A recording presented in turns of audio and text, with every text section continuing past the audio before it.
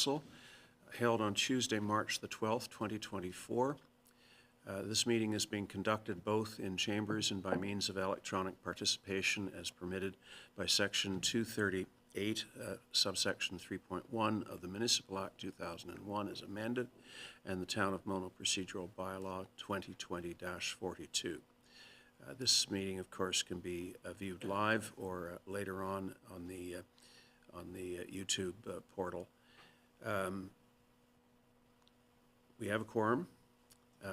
Just for everybody's benefit, emergency exits, of course, are in the rear of council chamber. Members are free to declare pecuniary interest at this point in the meeting or any point in the course of the meeting. I already know of 3. You want us to declare it open? You can do it now if you wish. I will be declaring an indirect conflict of interest on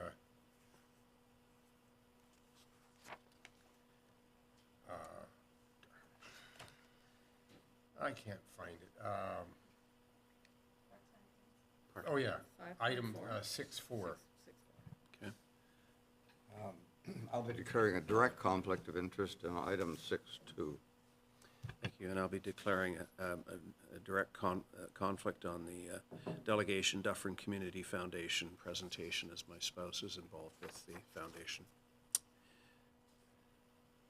Thank you. Would you like to do the Indigenous acknowledgement? Thank you. We would like to begin by respectfully acknowledging that the town of Mono resides within the traditional territory and ancestral lands of the Teonatate, Attawandaron, Haudenosaunee, and Anishinaabe peoples. We also acknowledge that the town of Mono resides within the treaty lands named under Treaty 18, the Nottawasaga Purchase of 1818. These traditional territories upon which we live and learn are steeped in rich Indigenous history and traditions. It is with this statement that we declare to honor and respect the past and present connection of Indigenous peoples with this land, its waterways, and resources. Thank you. I have a motion that council approves the agenda of session 5-2024 as circulated. Do I have a mover? Deputy Mayor Nix, Councillor Manktelow is the seconder. Any opposition? Seeing none, the motion passes. I have a motion that council approves the minutes of session 4-2024 as circulated. Moved by Councillor Capes, seconded by Councillor Manktelow? Okay. Yes. 2 minor alterations. So under the delegation in the council highlights, we did put more information about why we decided to make that contribution to the multicultural event, and that was because we saw that we had opportunity under our diversity, equity, and inclusion and some training dollars. I know it has to come out of the line on the budget, so you know it was us who decided to do that, but it doesn't mention that. Also, under unfinished business,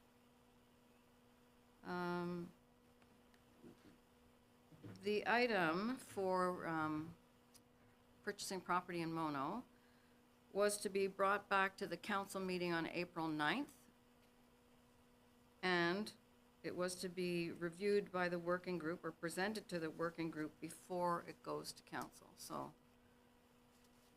that was what I recall. Thank you. Fred, any thoughts? Sure, we can make an amendment to both of those items, noting that the donation will come from a specific budget line item. And I'm just quickly taking a look at the unfinished. Says in April. It was You want it specifically specific April 9th. April 9th? Yep. Okay, we'll update And that that to it say would go to the committee before it comes to, Well, I believe it's going to the 2 council reps as opposed to the committee, is that correct?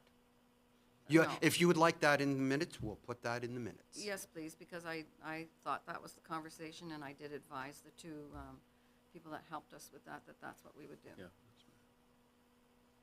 Linda? Can I ask less on this clarification? I mean, you said that, yes, it was creative accounting that was happening in an effort to go back on a decision that you had made.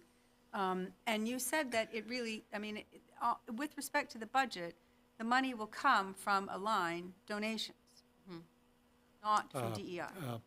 Right, so the donation expense will be going to the correct budget line, donations. But as far as the budget where the DI line is, we'll have less budget in that item. So we have a budget, I think, 20,000, so we now have that reduced by that donation. Right. It was a way of tracking donations for future Right. budgets. Yeah, which is good. So does that motion As amended. as amended? Okay. Any objection? I have one proclamation today. It is Fraud Prevention Month. Whereas Fraud Prevention Month is an opportunity to educate Canadians on fraud detection, reporting, and protection, all the necessary factors in any effort to deter and prevent fraud. And whereas in 2023, the Canadian Anti-Fraud Centre received fraud reports totaling a staggering $554 million in victim losses, surpassing the 2022 historic loss amounts of $530 million. And whereas with the evolution of fraud, 75% of overall losses reported to the Fraud Center are from cyber-enabled fraud, and this is expected to increase year over year. It is estimated that only 5 to 10% of victims report scams and frauds to the Fraud Center, law enforcement. And whereas fraudsters will create spoof websites, use spoof telephone numbers using voice over internet protocol, VoIP, to mimic legitimate numbers, will have victims download remote entry software providing access to devices or computers, and send out phishing texts with hyperlinks imitating legitimate businesses or governments offering refunds, rebates, or requiring payments.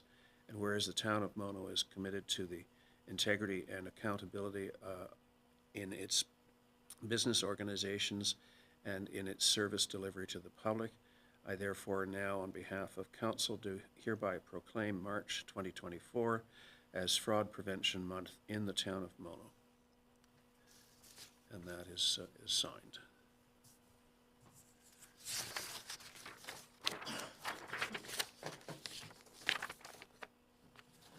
Public question period. Do we have any submissions? We had one question that was submitted online in advance, Your Worship. A resident asked about the volume of junk mail that he receives. So I reached out to the individual yesterday, and it's not specific to Town of Mono mailings, but flyers in general. So I passed on to the resident the information that Canada Post publishes on their website on how to reduce flyers and business emails to the individual. Okay. Thank you. I don't know that there's anything we can explicitly do apart from what you've done. Yeah, and I had mentioned in my email that it was really beyond a municipal jurisdiction or area. Yeah. Thank you. Is there anyone online with a question?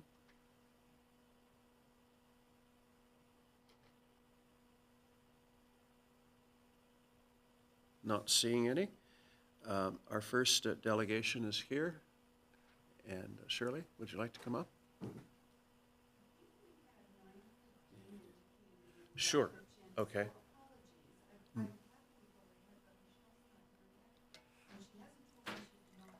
Okay. I usually recognize a delegation if we can, but this 9:15 is no problem at all. We'll just go ahead with regular business. So we have the list of unfinished and deferred council business. Any questions or comments about that list? had one. Yes. Fred, or Mr. Simpson, on number 10, first quarter of 2024. My only concern is, of course, if we don't get that done soon, we'll be into a summer season without any regulations on that. Are we going to make the first quarter of 2024? So we've done the research, and so far, Orangeville has not moved forward on developing a bylaw. There is one example bylaw out there, and we could use it as a model. As I told council, I was also going to try to research a more broad-based bylaw that would address, aerial garbage, things falling from the air or being disposed of airborne. But I've been unable to find any example of any jurisdiction doing anything on a broad basis like that. So I've been debating whether to just bring a basic kite fighting bylaw.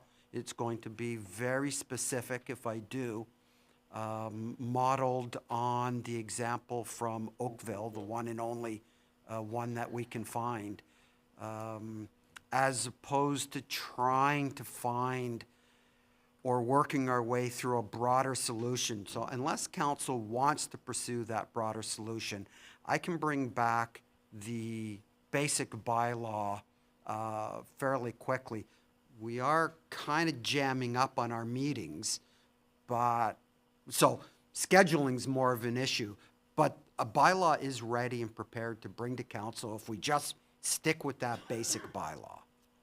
Then I think we should stick with the basic bylaw, and over the next year, if you find something better, we could always amend it. I do think we should have it out and published by, April or so that the certain event centers can be notified that this is a new bylaw, and they'll have to abide by it. So I can schedule that in either March or early April, again, depending on other things on the agenda, because it is ready to Quarter go. one is January, February, March. So you want to bring, recognizing that the March 26th meeting is a night meeting and a statutory public meeting, but if council wishes, that bylaw can be on that. It's ready to go, and I've just been sitting on it for a while. Let's have it for the night meeting. Okay, March 26th it is. Ralph and then Melinda. I'd support that we should go ahead on this with a more limited bylaw, but you have piqued my interest. What are the other things that you might be including that come down from the sky? Balloons. Lanterns. Chinese lanterns are already banned within town of Mono, Parkland.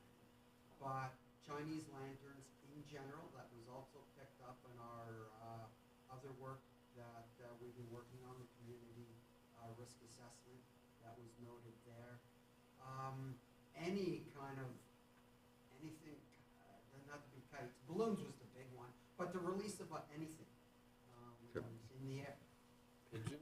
Because, not pigeons, but in all honesty, we did discuss butterflies that came there, so clearly, though, without finding any other jurisdictions, no other municipality Isn't it- felt the need to go on a more broad basis. Isn't it captured by littering? Potentially. Yeah. Potentially, and that was the whole idea. I was looking at whether we could focus on littering and add to that the idea of litter that Airborne. lands on someone else's property, right? Coming, but based on this morning's conversation, it looks like we'll just bring back a kite fighting bylaw, very specific, and again, patterned on Oakville's. Melinda? Thank you, Mayor. Yes, thank you, Mr. Simpson. I think I commend you on wanting to make a bylaw that is fulsome and not just, we'll change the bylaw when suits us, which seems to be a flavor of what we do, and I'm finding disappointing. But I think that one of the reasons why you're not going to find other jurisdictions is because this is a new event, because this is a new population that is here, and I'm surprised that Brampton hasn't had a problem with it. But if it's Oakville, it's kind of all in the same corridor anyway. So I have no problem with it, except to say that editorial on like what is a bylaw. But So I'm going to turn the meeting over to you for our delegation at Okay, great. 9:15. Be in the kitchen. It's 9:15. John has declared a direct conflict of interest on this item. So Shirley and Michelle, if you would like to come up and take a seat and give us your presentation. For the members of the public, this is the Dufferin Community Foundation that is going to do a delegation to council now. And it's Michelle Fisher and Shirley Boxham who are doing the presentation. Good morning. Do you want to put the mics? Yeah. Yeah, and the television camera will only get the back of your head, so,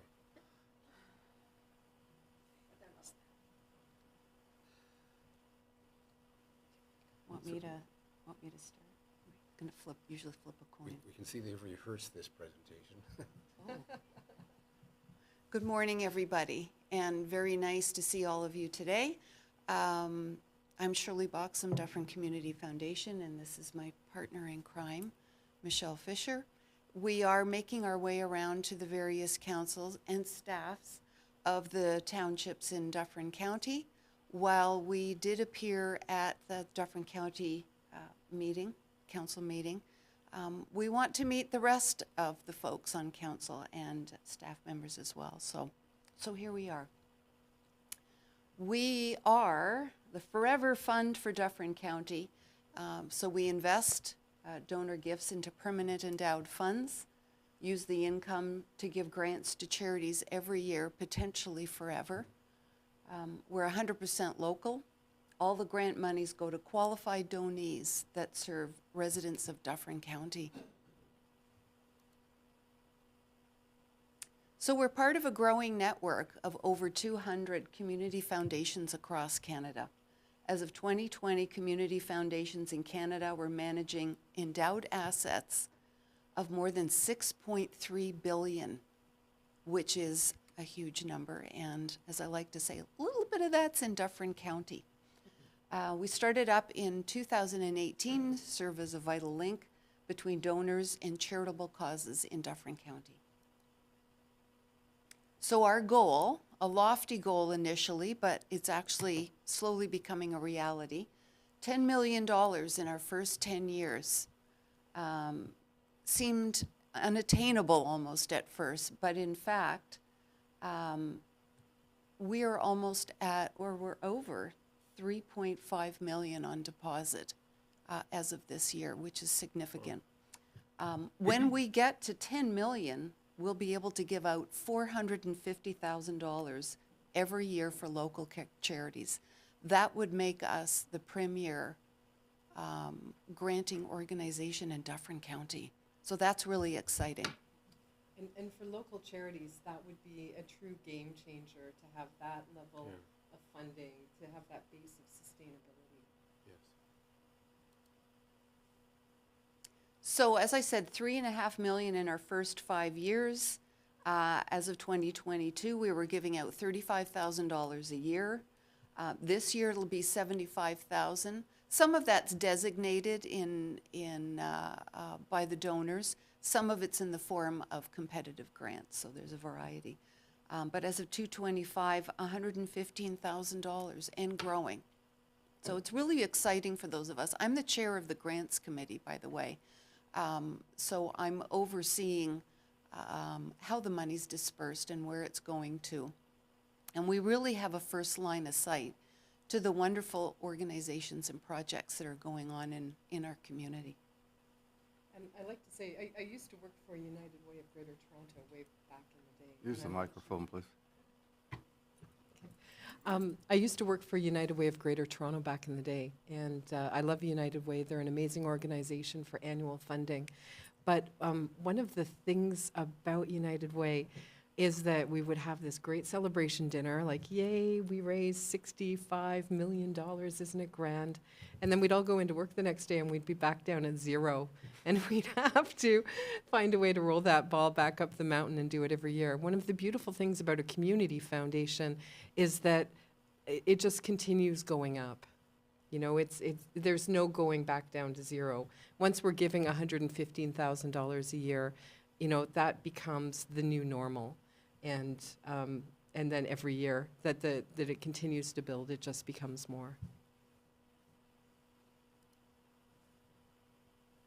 Okay, so is this where you start? Yeah. Oh, okay, good, go ahead. So one of the nice things about having a community foundation locally here in our community is that we're able to participate in federal and provincial government grants programs. So most recently, the Community Services Recovery Fund, we were given $270,000 through Community Foundations of Canada to help our local charities and not-for-profit organizations improve their systems and processes. Now, these are the dull back-end things that never get any love or attention because there's never any money. It always goes to client programs. But we were able to give that money to charities so that they could invest it into upgrading their payroll systems, doing their digitization, updating their archival materials, doing all sorts of back-end things that are going to really help position them for the future.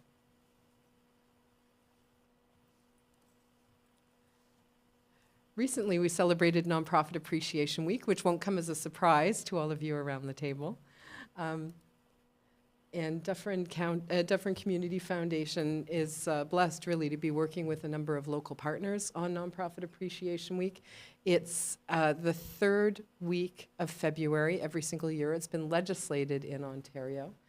And Eileen is part of Headwaters Communities in Action, and they are one of our partners for the Morning Glory event, which was very successful and brought people in the sector together really for the first time in that kind of way where they could celebrate the impact of the sector on Dufferin County.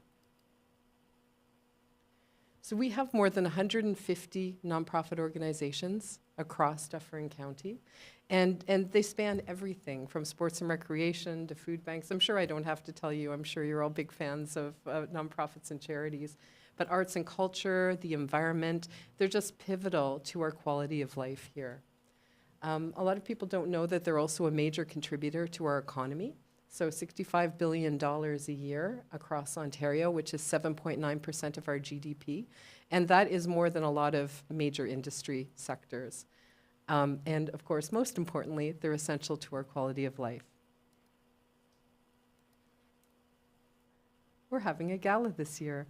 This is our third year for doing an evening under the stars. I know some of you have been able to attend in the past, and hopefully you'll be able to come out to it again this year.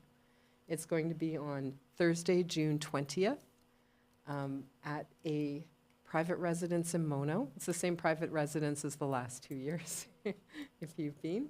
This is our only fundraiser of the year, and we would really love it if you are able to attend. I'm sure there's more.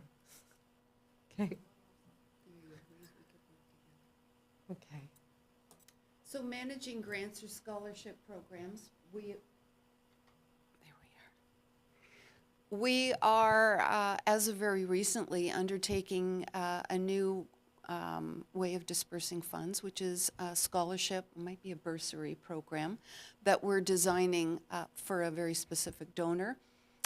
So that's pretty exciting. And it's a heads up, too, that if there are donors and philanthropists out there that are interested in dispersing funds, that we can do that for them and design a program that will suit their interests. The funds can go in any direction that they want, supporting certain programs, certain students. So we're happy to be in a place where we can help donors design something that matches really where their heart is in the community. I understand that the town of Mono this year has waived doing community grants in the interest of trying to keep the tax bill down a little bit. But if that is ever resurrected, community foundations across Canada work with municipalities to help administer their grants programs, and that's something that we would be able to help with. Also, if there are wonderful years where there's just a huge surplus of funds and you don't know what to do with them, the town of Mono could start its own fund with Dufferin Community Foundation where the interest income would come every year to funding your grants program. And that would be the dedicated Mono Community Fund.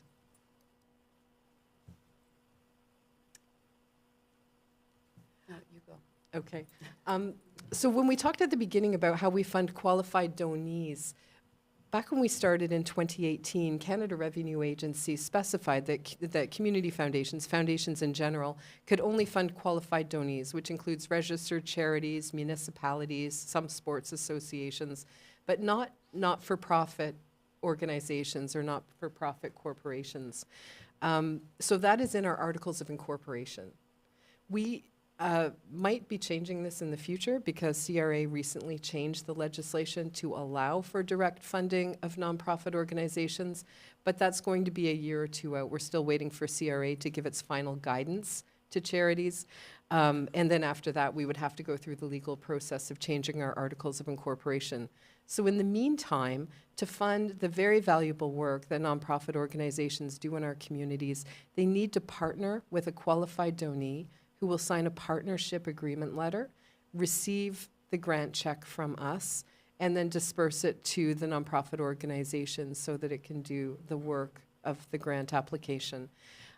So if there are organizations in Mono, nonprofits that you partner with, that you know well, that you would be able to vouch for, we really encourage you to be available to help facilitate those partnership agreements so that they can get community foundation funding in the interim.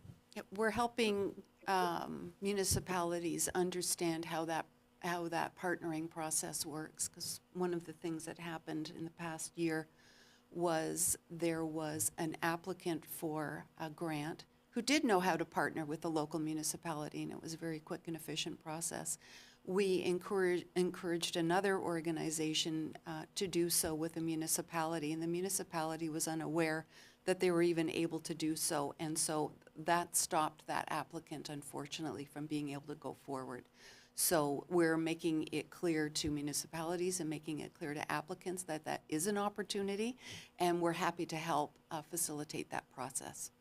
Yeah, and part of the importance too is that a lot of the organizations serving diverse or racialized or marginalized communities across Dufferin County, they tend to be not-for-profits because they don't have the resources yet to become registered charities.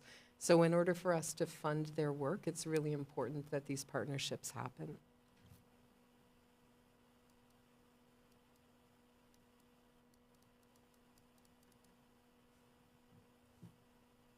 So along those lines, introduce us to charities and nonprofits operating in your area, especially if they're emerging. Sometimes they find us, and sometimes they find us through other people. Sometimes they find us through municipalities. So the connections are happening, but keep an eye out for those emerging groups, and we're happy to support them in finding grant monies and making essential connections. And please feel free to contact us anytime. You have our email addresses and my telephone number. And yes, we're open to hearing your ideas or discussing any issues that that you're seeing in the communities. Yeah, we would really love to have that relationship with you. Thank you, Michelle and Shirley. We allowed delegations 15 minutes, so we've only got a couple of minutes for questions, but Elaine, have you got a question? Just a comment. I've heard this presentation many times, but sometimes it takes one time when you hear a message and you go, ah. So there were a couple of things that you did mention in that last slide about how we can participate. That's not the same as our donor line that we don't have, so I very much appreciate that. So I will especially see how that links into other things that we have going, so thank you very much. Yes, Councillor Davy? Thank you for your presentation. I know that we have told people to go to you from this desk. I can't remember the details of who, but I know that it came up. I'm just curious about your email addresses. One's the foundation and one's the community foundation. So is there something, are there two entities here or is there just one? No, it's the one entity. And if you email me at michelle@dufferincommunityfoundation.ca, it will also come to me. I also had a shorter email address just so it would fit on the business card. It was just a very practical consideration. Okay. All right, because it is a different name, right? And if you're a registered thing, then, right, but, okay. All right, great. Thanks for the clarification. Councillor Manktelow? I'd just like to congratulate you on your work. I remember when, I've forgotten the gentleman's name who started this. Gord Gallagher. Yes, when he presented here in council, I guess it was 6 years ago. And you've done remarkably well. Congratulations. Thank you. We have an excellent volunteer team, and we've had some wonderful support from the community. We're just about out of time, but I had a question, and of course, it always concerns the dollars. You're looking at $10 million, and you're going to give out $450,000 a year. So two questions: where is your money? Who invests it? And B, my assumption is you're planning to make 4.5% on what your total funding is, right? $10 million, $450,000 a year. Who came up with those numbers? I mean, anyway, where is the money? So the money is invested with an organization called PH&N. They are an investment wing of the Royal Bank of Canada. Philip Hager in North. Yes. Yeah. And the 4.5%, so Canada Revenue Agency dictates that for any holdings over $1 million, that you need to disperse 5% every year. Up to $1 million, it's 3.5%. So that $450,000 is just an average of what that would be. If we make 16% in 1 year, if manna falls from heaven and we make 16%, that money would go into the funds as a buffer for the years like we've had for the last couple where the markets have not performed as well. But Canada Revenue Agency dictates that 5% of invested holdings have to be dispersed back into the community every year. 5% of 10 million is $500,000. It's not 450. Correct. So it's 3.5% for the first 1 million and 5% for the amount after that. I just had to make an average. Okay. Yeah. Well, again, thank you, Michelle. It would be at least 450,000. Okay. Okay. Thanks again. Very, very interesting presentation. And we're over the 15-minute limit for delegations, so thanks again. Okay. Thank you. I'm now going to either call on the mayor to come back in, or I'll go get him. I can do it, Mike. Oh, okay, all right. You don't know what you might get up to. But my knees need the exercise. Our next item of business. Find my place on the agenda here. Is unfinished business and deferred items. And, we've done unfinished council business. So now we go to Headwaters Food and Farming Alliance, Headwaters Farm Fresh Guide. Yes. We have a motion on this, I believe. I'm gonna have to find it. Are we to, Mr. Simpson, is there a presentation on this, or? No, there's no presentation, Deputy Mayor Nix. There is a prepared motion if council wishes. Yeah, I did read it, and the motion's gonna be that we take some money out of somewhere and give them a grant, right? But I can't, without calling up another file, I can't find the motion. I can read that motion if you wish. Yes, please. So the prepared motion for council is that we approve a donation of $1,000 to Headwaters Food and Farming Alliance for the 2024 Headwaters Farm Fresh Guide, funded from the town's climate change/environment budget. And just to explain to the audience, the reason for finding the money under that line item is because in this year's budget, we totally eliminated any donation money. So First of all, I need a mover and a seconder for that motion. If Manktelow and Capes, anyone on council like to talk about it? Yes, Councillor Davy. Thank you very much, Deputy Mayor Nix. You know what I'm going to say? I mean, what was the point of going through the exercise for weeks and weeks and months, actually, to decide that maybe the low taxes for our residents are in their public interest, and maybe us then giving their money away to other things, which without question, this is terrific, and so on. But we have just had a delegation from somebody who has a whole bunch of money to give. You got more money than we do. So I really think to take money out, and then at the same time as we had that discussion, we had, with respect to that we don't have any money, what can we remove from our budget? And we removed small little things that were irritating that they were little, but little things add up.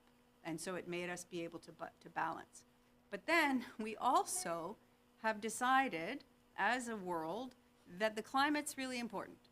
And I'm not sure that a donation to the farm that we were all, to the guide, I mean, is the best way to use the small amount of money, because again, with respect to our climate budget, we whittled that down we had all sorts of very great initiatives that we had spent a great deal of staff time finding. So taking away from other things, which is why our unfinished business is so big. Like, all these decisions snowball. And I think we need to keep sight of the main one, that taking from one to the other just so you can appease some I think it's a mistake. Thank you, Councillor Davy. Anybody else like to speak to the motion? Councillor Capes. Through you, if I could I ask the Climate Committee representation how they see this fitting with their climate change plans or not?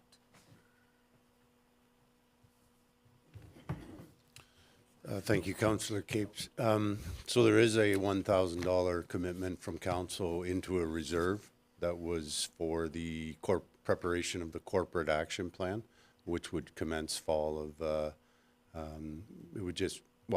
it was a reserve for outside consultants with respect to that. There also is a living snow fence budget line amounting in $3,000, and right now our landowner discussions are proceeding on that matter. So there is funding in there. However, as Councillor Davy has said, these are all set up, and we're trying to reserve for the future to do things in 2025 and 2026. But council has a discretionary reserve there. Mm-hmm. And so, I'm going to agree with Councillor Davy. I mean, I was the one who said we need to take the donation line and put that back into climate change, because we're ignoring that, and we have been, and we need to pay attention to that. And I know there are organizations out there, and I should have brought the quote with me, but it talks about you can't have human wellness without climate and environmental wellness. So I think we need to focus on where we've decided to put the money in the budget, as per the budget, and that sadly means that we can't be all things to all people, and we wouldn't be able to make a contribution.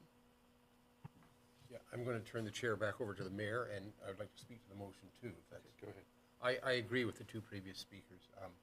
As sad as I am that we can't support that group, I think we did have that money for the climate committee, and it should stay there. Any further? Ralph? The climate change action plan really fits very well within what this proposal here, because it deals with regenerative agriculture and climate-friendly agricultural practices. And we in Mono have a huge number, relatively, of the 34. We have 11 farms here. And other municipalities such as Orangeville, which have donated $1,000, have only one farm. So we've got a lot to gain here. More than this, we got a huge bang for our buck. This document has been taken over by In the Hills, and they provide a huge support for it. If the farming group went ahead and did this on their own, it probably cost them in the range of $40,000. In the Hills is bankrolling this essentially for them. They're charging them about $7,000 something dollars. And now this group is trying to get this $7,000 so that they can go ahead. We get a huge bang for the buck here. I think we need to rethink this. $1,000 is not a big thing. If I was involved with this and had the money, I would certainly donate more for this. So I'd suggest that you rethink this. It is something that is very good for us to do and has a huge multiplier effect because of what In the Hills has already done. Thank you. Go ahead. I agree, and I actually subscribe and pay for In the Hills, and I think that there is there are lots of ways that different people can be involved, and yes, it's a small amount, but we really learned the lesson during our budget discussions that those small amounts can add up, and so I think this year is not the year to. Is there anything else that we can do? You're right. A personal donation would go a long way, I'm sure, to help the association, or other volunteer things, and certainly promoting the new pull-out guide in the Hills, and promoting In the Hills magazine to subscribe to it, not just pick it up free. There are other ways besides us taking money from Peter to pay Paul.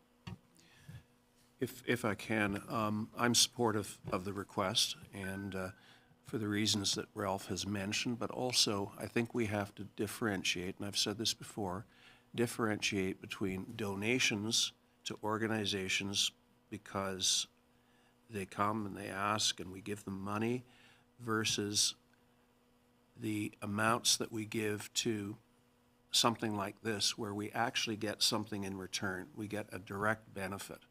We get the publicity of being a sponsor. Our residents are promoted, the 11 farms in Mono. It is entirely different than simply giving an organization money and not seeing them again until the next year when they're asking for another donation. And unfortunately, we have a line item that is called donations that really doesn't differentiate between those two. So like the last time we debated this, I thought we were getting value from participating and being a sponsor. And I think that in this instance, we're getting value, we're getting something back, as opposed to a typical donation where, as I say, it's just, we've been doing it for years and maybe we should rethink it. But by virtue of the motion to scrap all donations, I think there's some collateral damage here. Thank you, Mayor. You bring up some good points, except that I'm trying to think we have a very small budget for donations, as we should, because we're collecting taxes to provide services. If people want to donate to things, they personally should be donating. But that aside, I'm not sure, we have a small budget and we've had a small list of people, and I think that every single one that in the couple of years that I've been on the budget making of the donations, they're all worthy and they all come under that category of, we haven't had one that's just been a willy-nilly take the money, come the next year. And so that's where, when you make a hard decision, when you sit here and you say we're making hard decisions, then you have to follow through on those hard decisions. And the hard decision was that this is not a year and a time for us to be giving away money when we don't have it. Again, I don't think we're giving money away, we're getting value back. Councillor Capes. I completely agree with what both of you have said about the value. However, I would prefer that decision would have been part of the corporate climate action change plan, as opposed to coming to us this way and being another conversation about granting money. And I agree, everybody we've granted money to provides value to the community.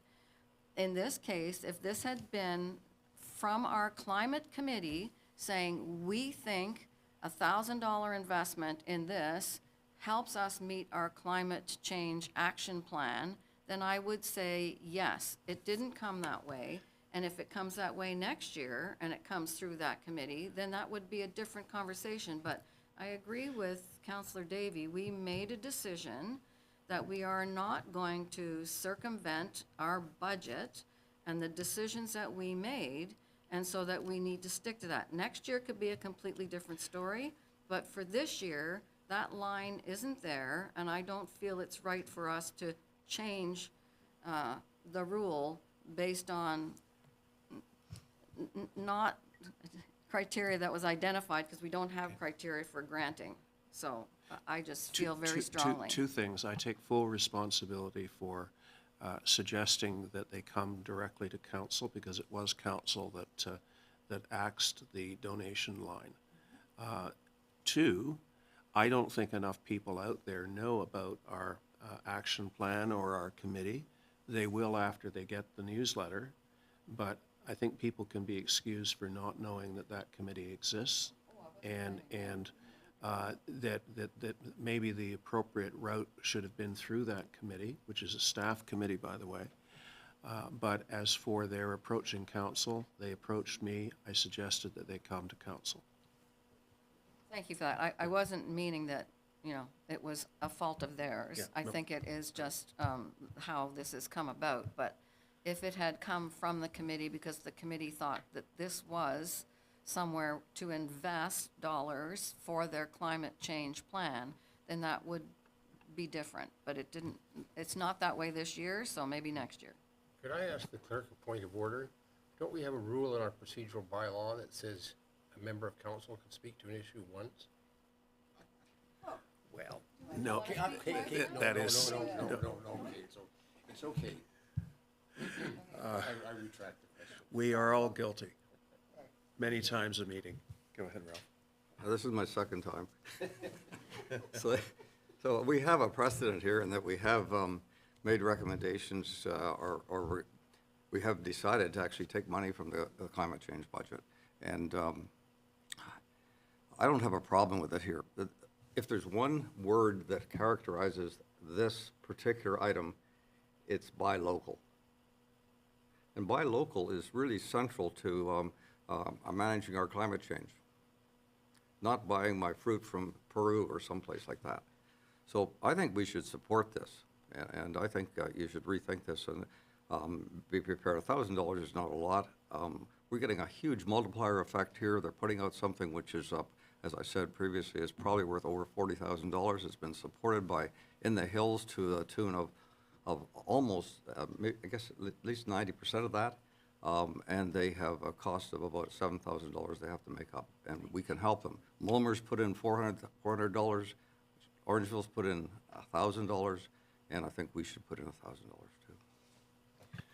So I was out of the room when this discussion started. Is there a motion on the floor? Yes. There is, okay. And I don't want to see this motion go down in flames. Is there any value to, and I'm sorry to have to suggest this, but it seems to be a few members of council are of the belief that this should have come through the committee that no one knows about. Can it go back, can it go to that committee? Can it go back to that committee to see whether they are of the view that it fits within their mandate and their plans? Good suggestion. So, first of all, Your Worship, there is a motion on the floor that's been moved and seconded, so unless it's withdrawn by the mover and seconder, the motion has to be voted on, and council can, after that, give direction on another form if they wish.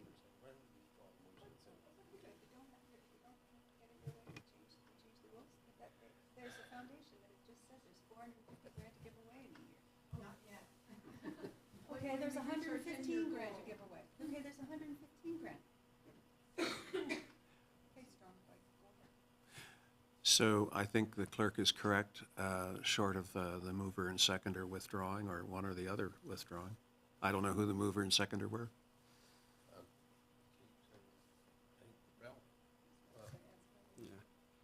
Your worship, if you wish, I can read the motion, including the movers and seconders. Oh, I have the motion here. Yeah. And it was moved by Councillor Manktelow and seconded by Councillor Capes. So before I call the motion, one last chance. Anyone want to withdraw? There's a compelling argument on both sides, there is no doubt. I would agree with us giving this to the Climate Change Committee for them to review it and talk about how it fits with our corporate climate change plan, and for them to decide whether they want part of that budget line, because we gave it to them, to decide whether they would like to invest it this way or some other way. So I would be happy with that. We've already heard from the CAO, who is you're the chair of that committee, are you not? It's a staff committee. You're the chair of it, right? Yeah. Correct, Councillor Davy. So this is an interesting dynamic of 5 people who, when it doesn't go one way of one person, it then gets changed. And this is yet again another example of what I referred to earlier, where changing bylaws because of, and I'm not sure what. This is a worthy thing, but this is not climate change. This is an advertisement for our local businesses. Has always been there. There's been this guide. It's that it's going to be this awesomeness out of a pullout now, out of more expensive, and out of the In the Hills magazine that has a fabulous circulation. And we're keeping up with the Joneses. Other people have donated. They also kept their taxes higher. You know, like there's ripple effects in large things. But carry on. Well, I like to think that we are somewhat nimble and flexible. I, for one, regret having supported axing the entire donation budget. It seemed like a good thing at the time, but looking back on it, it's created problems for us. So, and I don't mind saying I was wrong. I was wrong. Ask the mover if he's willing to withdraw. Are you willing to withdraw?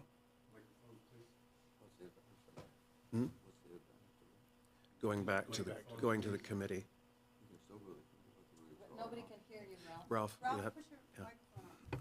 Private conversation up here, which is not allowed. I'll withdraw the motion. Okay. So no guarantees here, but there is a committee consisting of staff at the present time. And I think you could make a pitch to them. And if they see fit to recommend to us, then we will have another debate as to the appropriateness of it. But I think you've heard all of our respective views. And thank you for your good work on this. This is great work, and if you can tap into the foundation, that would be a wonderful thing. Or if you could tap into Dufferin County, that too would be good as well. I'm not sure there's anybody here representing this issue. No, this was from Marcy. Oh, This is from Marcy, who didn't make a present. You're not wearing two hats. Okay, my apologies. I thought you might be. I thought you might be wearing your In the Hills hat. Okay. It'll be a long meeting, isn't it? Okay. So there we go. Motion's withdrawn. It's withdrawn. Okay. I'm sorry. If that was the case, I missed that, Your Worship. I have not heard directly from the mover and seconder. We did. I did withdraw the motion. My apologies, I missed it. And I agree that we withdraw the motion and send this to the Climate Change Committee.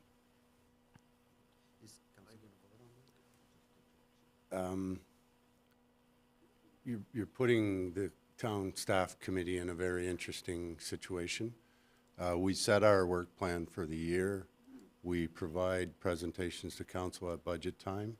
And generally, if I summarize and simplify this, you're asking us to pull from the reserve contribution that you've created or change our work plan.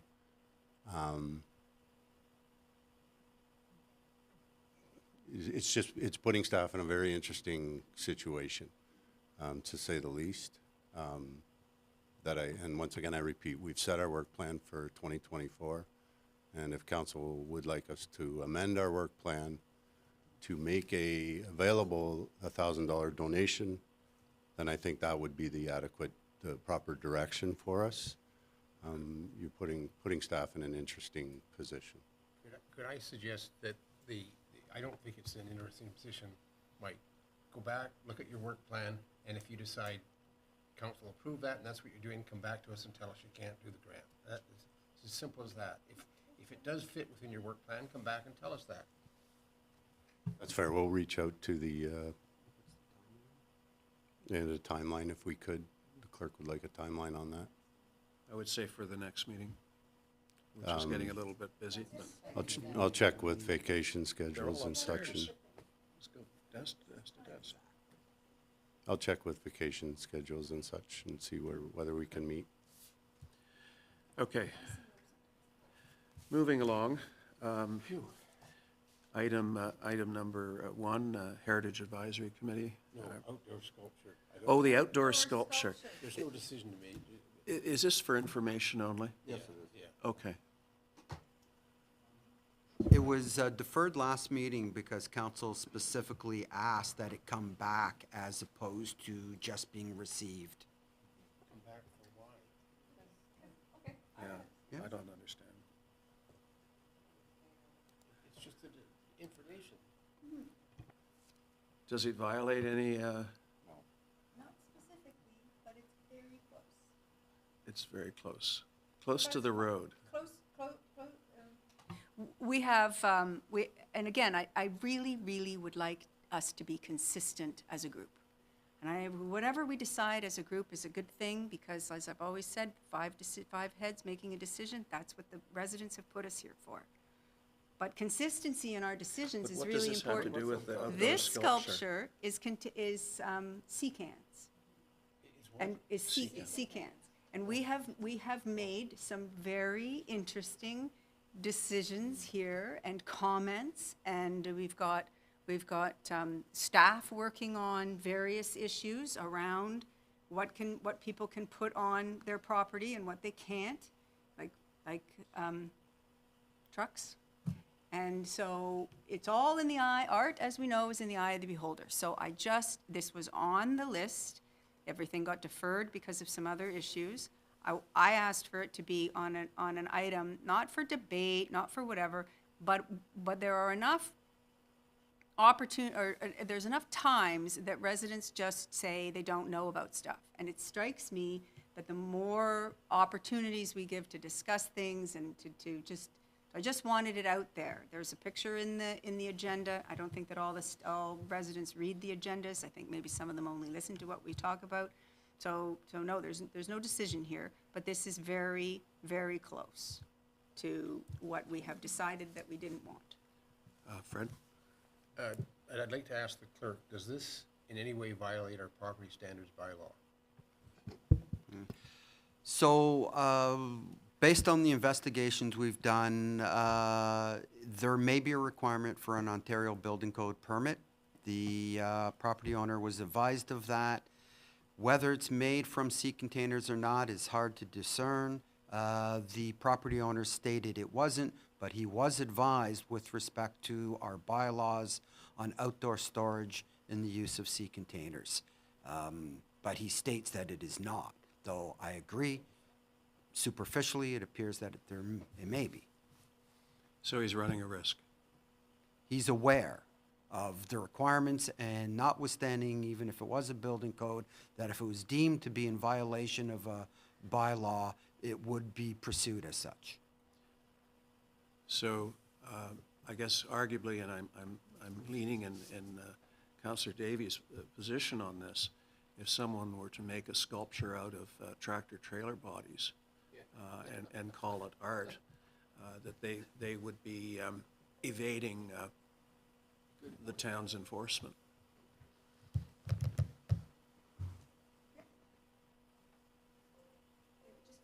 Yeah, no, I think we may be talking about this in the future, but you make a very good point that it is seriously close to tractor-trailer bodies of sorts. Okay. Just to finish Mr. Mayor, your worship, I mean, he's been advised. Maybe our reaction is this is information. If he goes ahead with the sculpture and it does turn out to be storage containers or sea containers, we then can decide whether we take action. That's what I mean by revisiting it. Okay. Next item on the agenda is the Heritage Advisory Committee resolution of advice having to do with the Dodd's property. Would any one or all of you like to come to the table? I think it's fairly self-explanatory, very good research, by the way, good report. So I'm going to read the resolution that I have, and then we can debate it or ask questions. The council received the Heritage Advisory Committee designation report dated February 21st, 2024, and that council directs staff to issue notice of intent to designate part lots 6 and 7, concession 2 EHS pin 34089-0017 LT, and part of Lot 8, concession 2 EHS pin 34089-0028 LT, known municipally as 775334, second line EHS in the town of Mono, also known locally as the Dodd's House, and that the clerk proceed with notification requirements as set out by the Ontario Heritage Act. Do I have a mover for that? Deputy Mayor, seconded by Councillor Manktelow. Any questions of our committee who did all this good work? And I see we have somebody online. I can't see your name, sorry. My name's Anton Diamond. Okay, thank you. Hi. Hi. We're just happy to be able to do this. It's the Scouts House that came before you for a severance.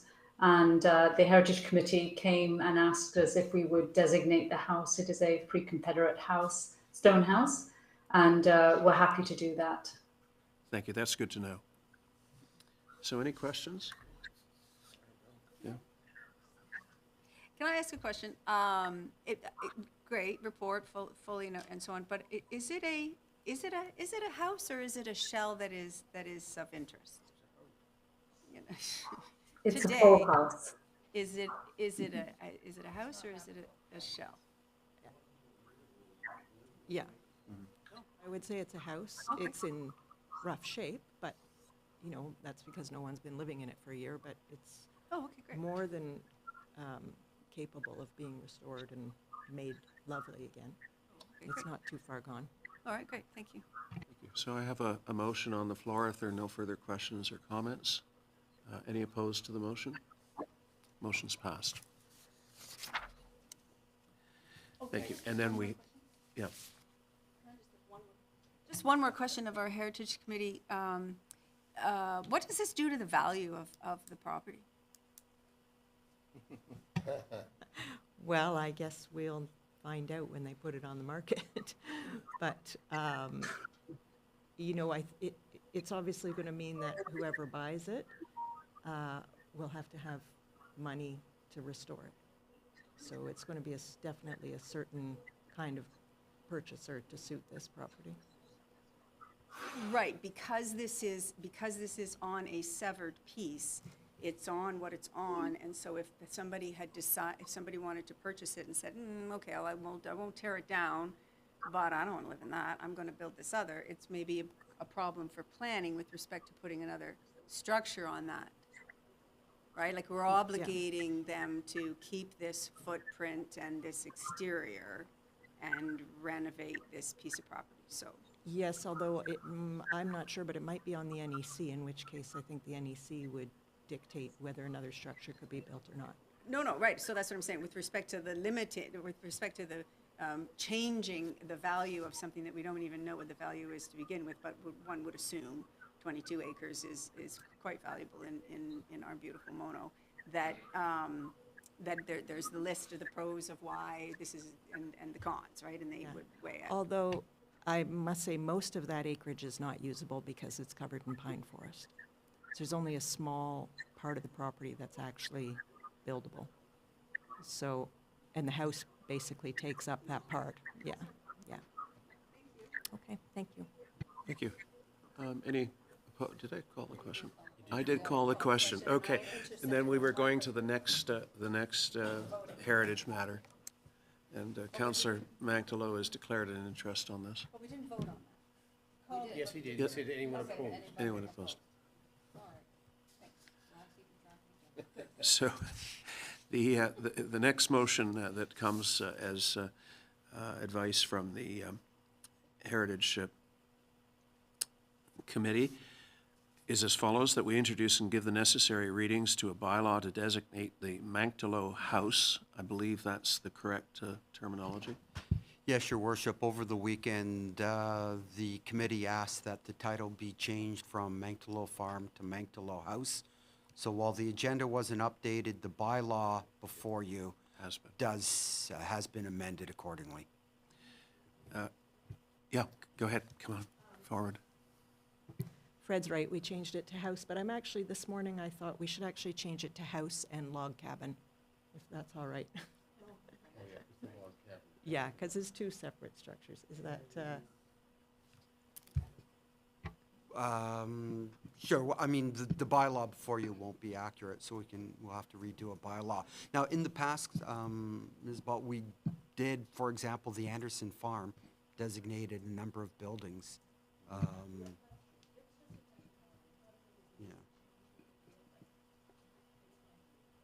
So I leave that up to council. I'm not sure it's material with respect to, it's the property that is technically designated, and then the description is of the buildings. Exactly. So it could even say the Manktelow property, because that is what the Heritage Act says. It's the property, and then we've defined what on that property is of heritage cultural value. So I don't know what the we issue should is. probably be Ralph's. consistent with the act and call it the Manktelow property, understanding that that's how that act defines it. yeah, But and you've in got fact, specifics, all our right? previous designations have been called property. That- Okay. Fred is correct. So should we The report change the descriptor Should say to property? It should say property, but then when we do the plaque, It we says. call it house. Right, and But that's it's fine. Okay. property that is designated. Yes. So that would solve all that. And you'll note that the bylaw, similar to the resolution, is actually written such that it puts that in as, in this case, a tertiary name. It's the legal description, also known as, using the municipal address, and also known as. So Right. again, everything defaults to the legal description. The rest is, there's some flexibility. I was just going to get to the descriptor municipality known as 953219, 7th line EHS in the town of Mono under the Ontario Heritage Act, and it be signed by the mayor and clerk for the town of Mono, sealed and engrossed in the bylaw book. Do I have a mover for that? Councillor Davey moves, seconded by Deputy Mayor Nix. Any opposed to the motion?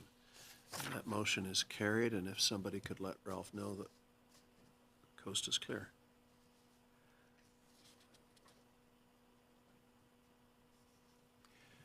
We have a further resolution of advice from the Heritage Committee that I'll read.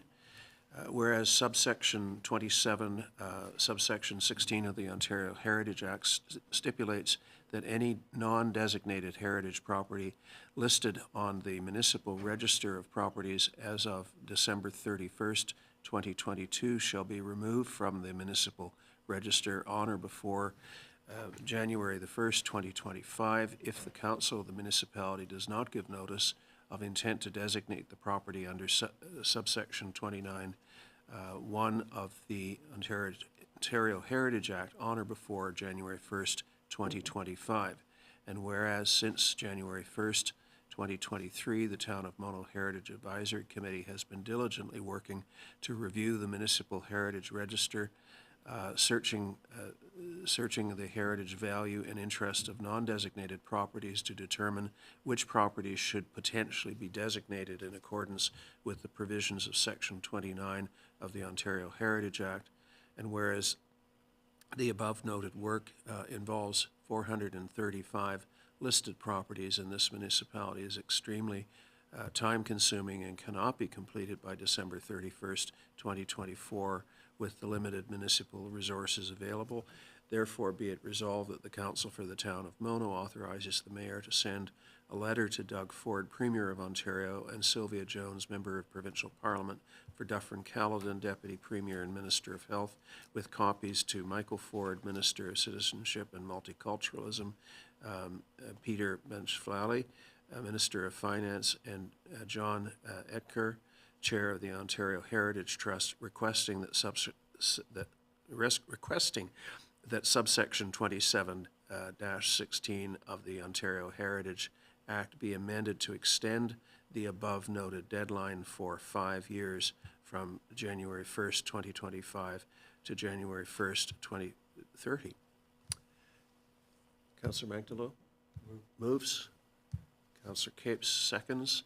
Any debate or discussion?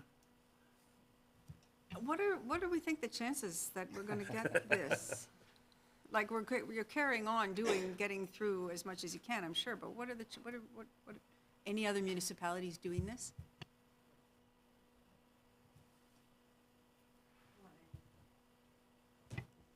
I'm Barbara Jafflis, and I'm chair of the Heritage Committee. The impetus for all of this came through the Architectural Conservancy of Ontario and Heritage Advisory Committee as a member. I believe that if enough municipalities put pressure on the government, something might happen. And I think what needs to be stressed, even though that the province is pushing more homes quicker, that the most green home is one that's already built. And this 5-year extension would certainly give sufficient time for rezoning applications and each municipality to look at their official plan and perhaps write a paragraph or two that requires some sort of recognition of heritage properties. Mono is not likely to have, I guess, a heritage municipal building torn down, so I don't think we're dealing with large buildings, but it's important that this be recognized. I think that one of the biggest problems is that there's a certain lack of communication or a drift-off between the county and our planning department on demolitions. And this is something that I've asked and we've put on the agenda for our next Heritage Committee. I think it's important, the 5 years, because as I explained earlier, reducing it down, nothing happens immediately under federal, provincial, or municipal government. So I'm asking for support on this so that we can go back to our Architectural Conservancy and say that we have done so. They are diligent. And I think with what's going on with rezoning applications and the province looking at even at the Greenbelt, this is going to be an issue. Maybe not for everyone who's concerned, but I think environmentally and to protect our heritage, we have to do this. At any rate, that's my comment. Thank you. Thank you. Ralph? So, thanks, Barbara. We really don't know why, at least I don't know why the government has done this, because it doesn't seem to tie into getting more homes. Yeah. And I can understand your frustration about it. My understanding also is that if a home is taken off of the listed, it can't be put back on for some time. Is that right? 5 years. 5 years. So this is a terrible thing. Now, I don't know what the chances are, Melinda, either. I kind of thought it was. In fact, I wrote to Barbara and asked her a little bit more information, because I thought 5 years was asking a lot. But I think it's the way to go. And if we can get support from other municipalities, maybe the government will listen. So I strongly support this motion. I was going to say, I just don't see how blowing up the registry advances the cause of more houses. I just don't, it's beyond me. Just as an example of the last thing that we talked about, the idea that if you did get a municipality who was keen on knocking down everything, and you did sever a bunch of stuff where there happened to be a barn and a house, and now you could put up 4 townhouses, that's how you get all this stuff off of the registry, and you can plow ahead and forge ahead with your development. I mean, maybe. it They've never explained it that way, but Dave? Thank you, Mayor Kerman. Just to add to this, so these, when we get applications for City View, which is the Dufferin County Building e-permitting system, digital platform online, any demolition we flag to see if it's on the inventory list, or designated as it were. And if there's any doubt, well, then we generally contact Mono Heritage, or we look ourselves to see if there's a conflict there, if there's a flag there on that particular building structure or house. And then we won't issue municipal approval until we're sure about that. As for the Bill 23 provision that you've alluded to, I suspect it's really, the real focus has been in large urban areas where good, bad, right, or wrong, and I'll say that one more time, good, bad, right, or wrong, a heritage building has been an impediment for what might otherwise be generally accepted as an acceptable or appropriate density development. And there's been cases in the past in Toronto where roadblocks have gone up, and unfortunately, proponent developers and the Heritage Trust or Heritage Committee theirs or committees there, depending on if it's on a ward system, it's just bumped heads and haven't come up to really creative solutions on, okay, how do we do both? How do we keep and preserve cultural heritage and at the same time allow for much-needed housing density or other types of development? And I think that's really the impetus of this provision in Bill 23. For Mono, though, yeah, I mean, the more we can save, the better. Absolutely.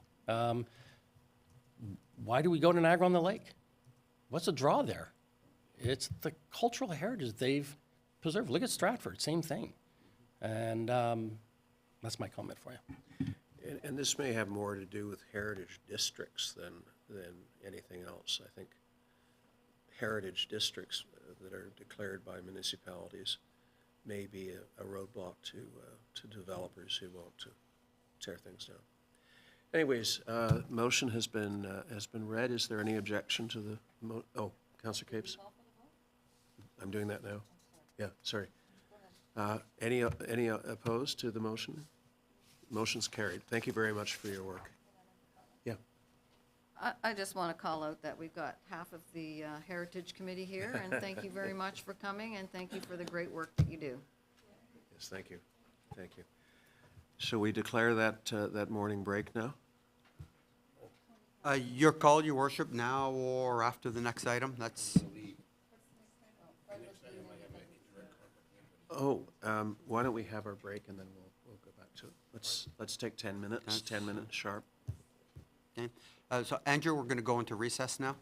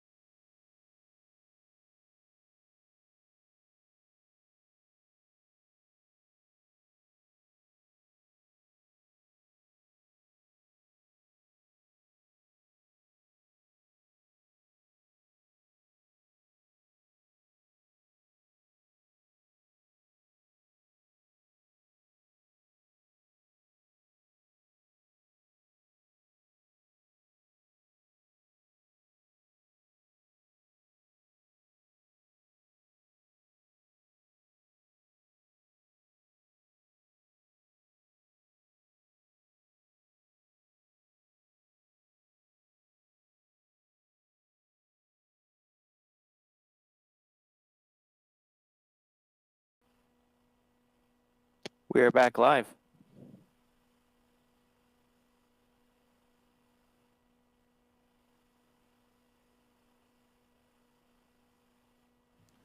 Good morning again. So we are at the fourth item, Parkland Dedication Bylaw, and this is a follow-up to a discussion that we had at the last meeting. And let me read the motion, and then we can have a debate. That we introduce and give the necessary readings to a bylaw to amend Bylaw 2003, 41 Parkland dedication that be signed by the mayor and clerks for the town of Mono, sealed and engrossed in the bylaw book. Discussion, debate.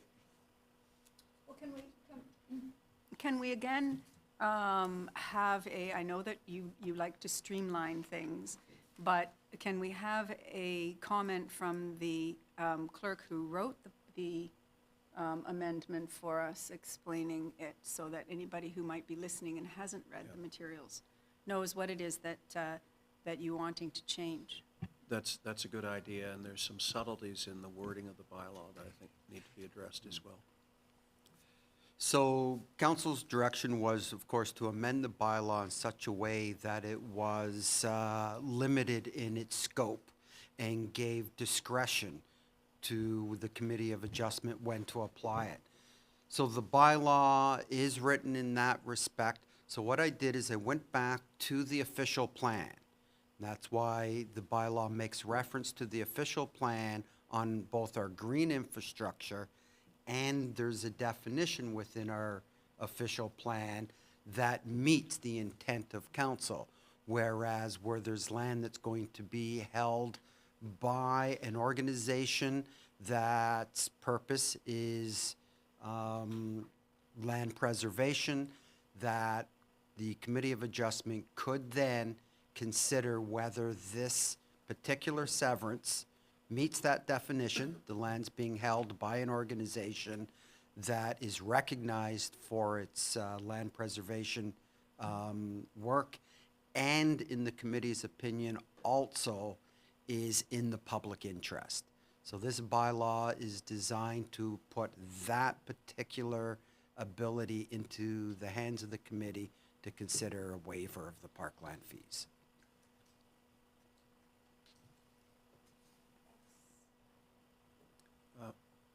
Linda and then Ralph. Well, no, not my full comments yet, just still asking the clerk. But I was trying to, that's where it was difficult for me to see from what you've said and what the actual bylaw is going to be, that will not have all of the explanation with it. You say that it may be in their discretion for a land preservation entity, but it specifically names, does it not? It does, and again, the wording is taken directly from our official plan. So where it says, first of all, it includes any level of government, county, town, province, or federal ministry. But then it goes on and states organizations recognized under the Conservation Lands Act, and there are a number of things within that legislation that are mentioned. And then it names, without being completely exclusive, it names some of those organizations. And those being the Ontario Heritage Foundation, the Nature Conservancy of Canada, the Bruce Trail Conservancy, and the Escarpment Biosphere Conservancy. So while that's not exhaustive of what's listed in the Land Conservation Act, it is word for word what is written in our official plan. And the goal here was to not be arbitrary, but to tie it back to existing policy. Okay, thank you. I'd like to compliment Mr. Simpson on this. I really like the way it's been written up. I like the way it ties back to the official plan. You have given us a really good discussion, and then have given us the bylaw, and I think it's very well done. I like the bylaw because we have situations where we've just seen one where some people think, including myself, think that the rules should not apply, and so this gives the people, gives the committee, the COA, an opportunity to when the rule doesn't make sense, to do something about it.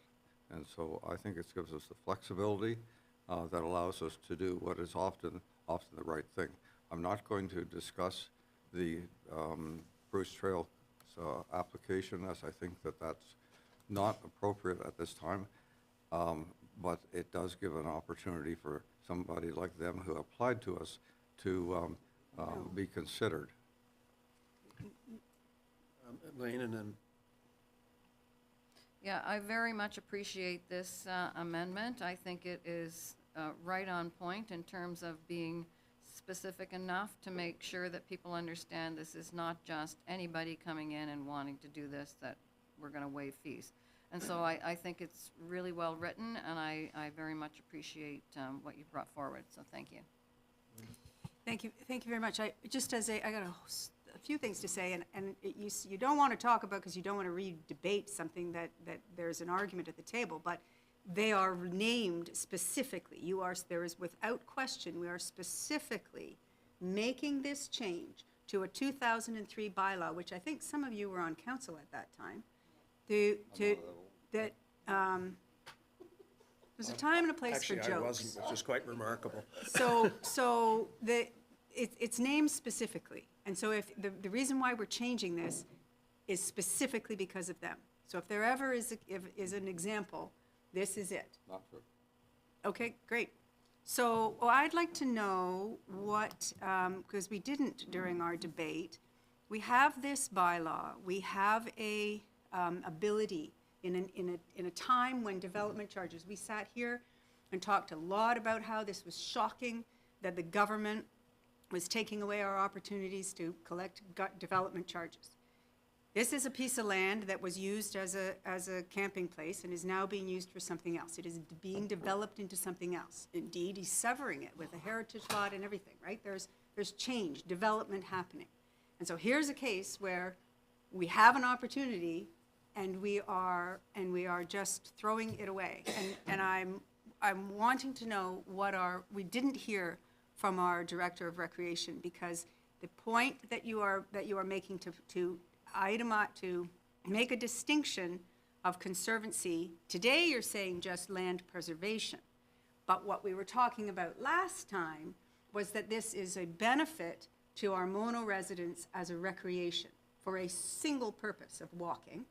So it's not really our big scope of what our recreation is, which is also in here. There was another saying of multiple uses, and I forget exactly what it was. But anyway, I was wanting to hear from our Director of Recreation on this issue, which we did not last time, because I did not vote to change the bylaw last year, and so I would go back and ask for you asked for recorded, and I would ask for a change in that, if that's a possibility to do, because I voted to look at possibly changing. Would it be in the best interest of the public?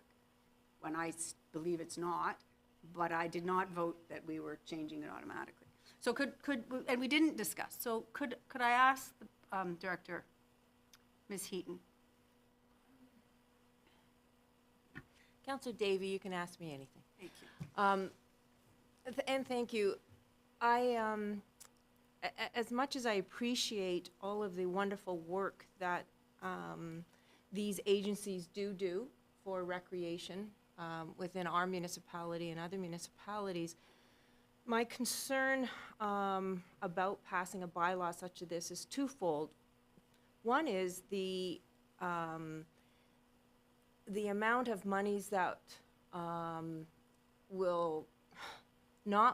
we will no longer be able to put into our budget or into our Parkland reserve monies, which that we have control over as to how those monies are spent for the well-being of the entire population, not just those who hike or go on to these lands, but for the entire population of the town of Mono in any type of recreation atmosphere.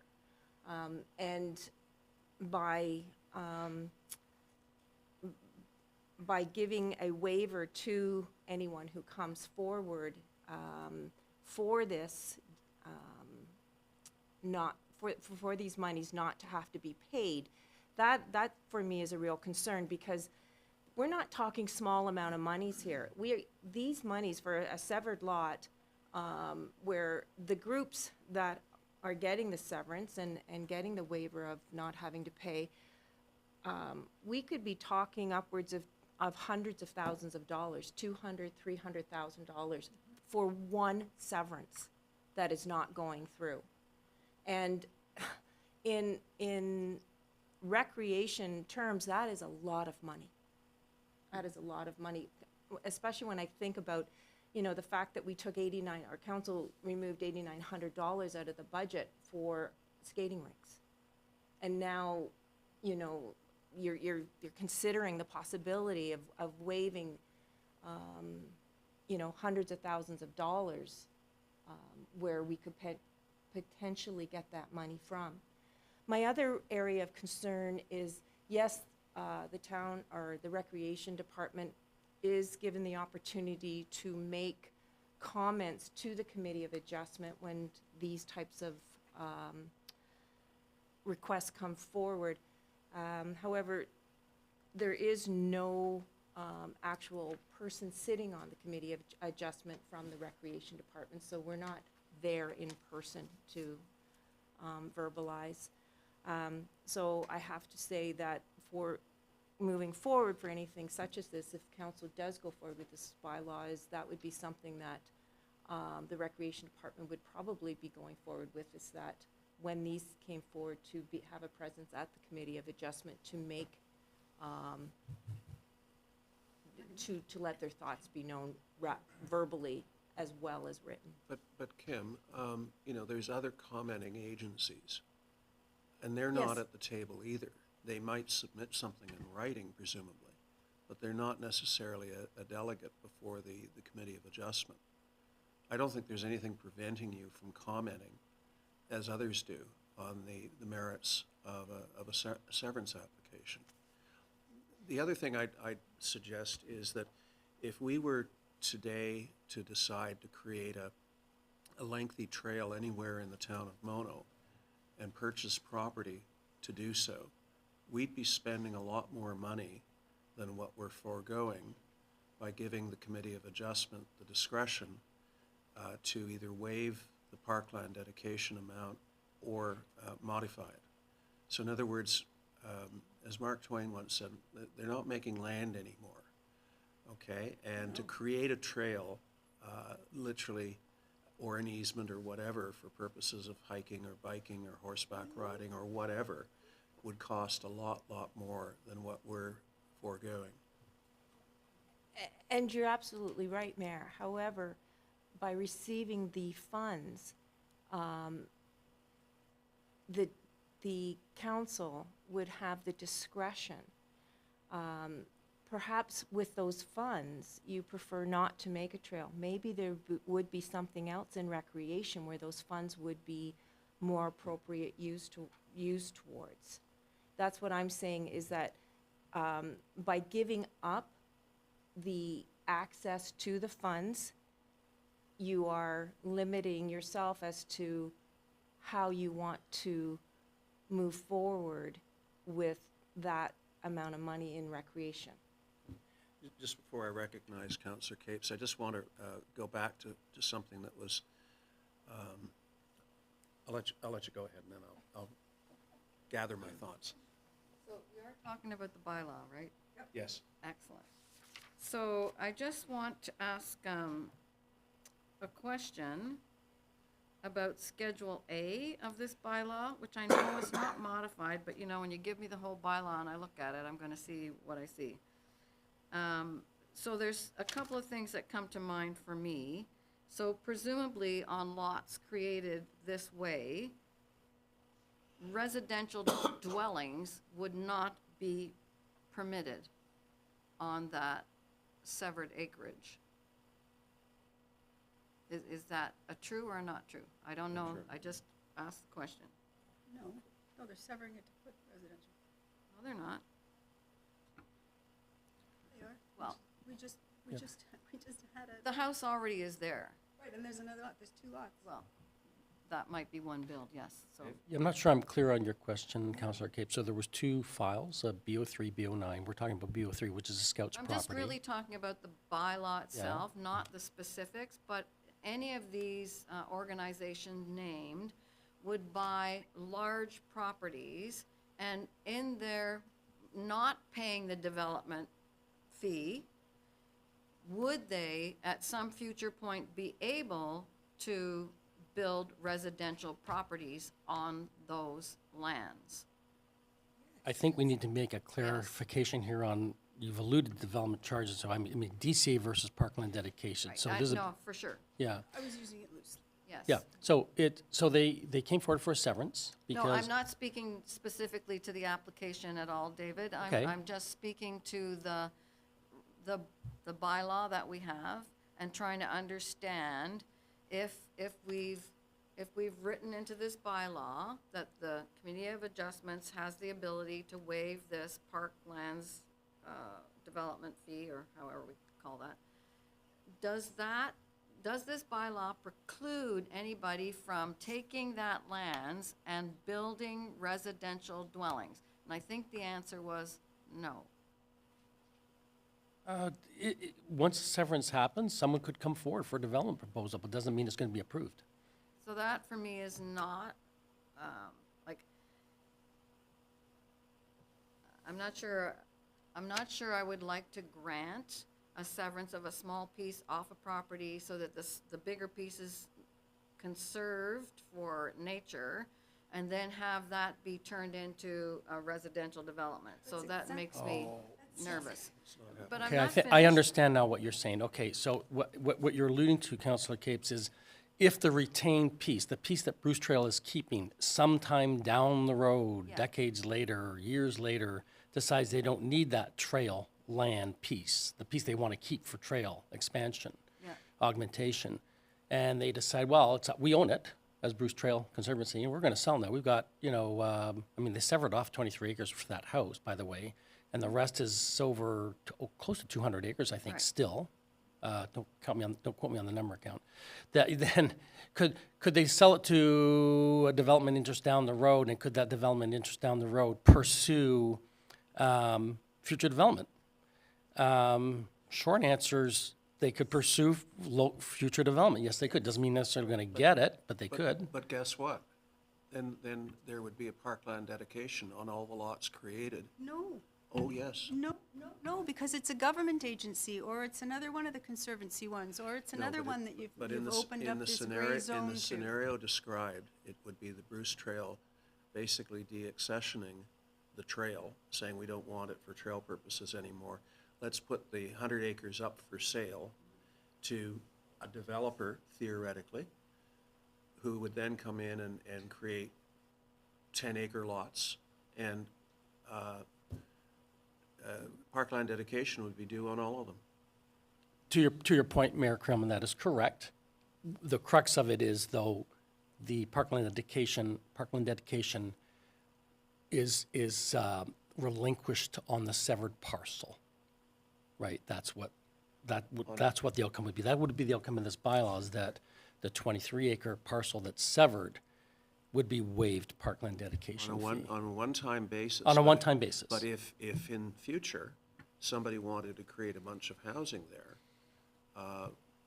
the number one, the committee has the discretion of waiving or not waiving, and I would be very surprised if they waived, because the principle here, I think, goes back to the problem that I described as double dipping, where in the first instance, the Bruce Trail is creating a trail.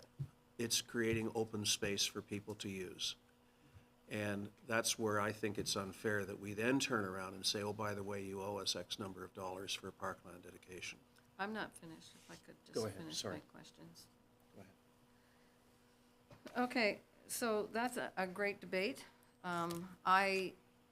I was looking at this as creating natural space in perpetuity, and that's what I would like to see, but obviously that's not true. The other thing in Schedule A, number 4, it says monies to be paid, ... shall be adjusted on January 1st every year. My question is, when was the last time we adjusted that $2,500 fee and the percentage? And what is the mechanism in place that we have to conduct that review and change that every January?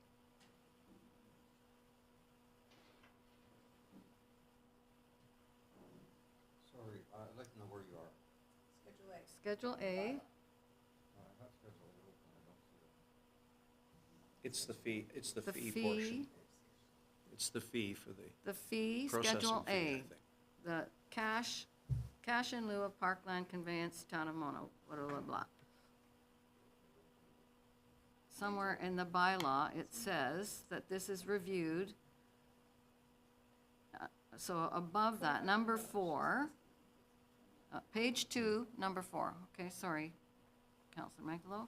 The monies to be paid in lieu of Parkland set out in paragraph 3B shall on January 1st every year be adjusted without amendment to this bylaw in accordance with the most recent 12-month charge in the Statistics Canada Quarterly, Construction Price Statistics. This sounds like a Les question.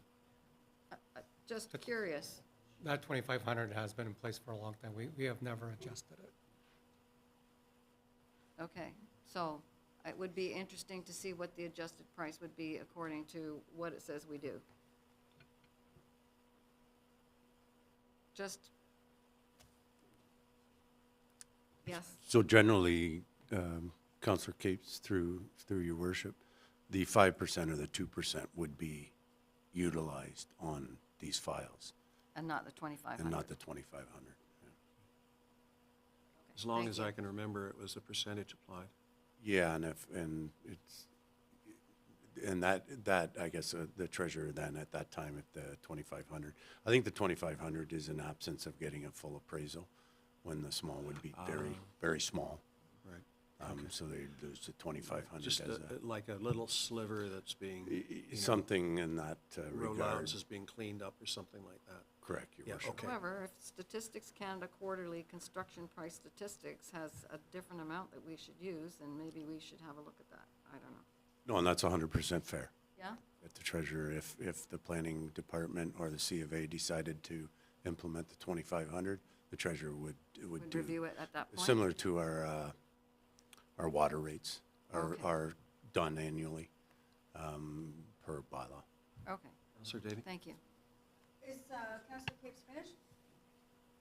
Yes, thank you. So, thank you very much.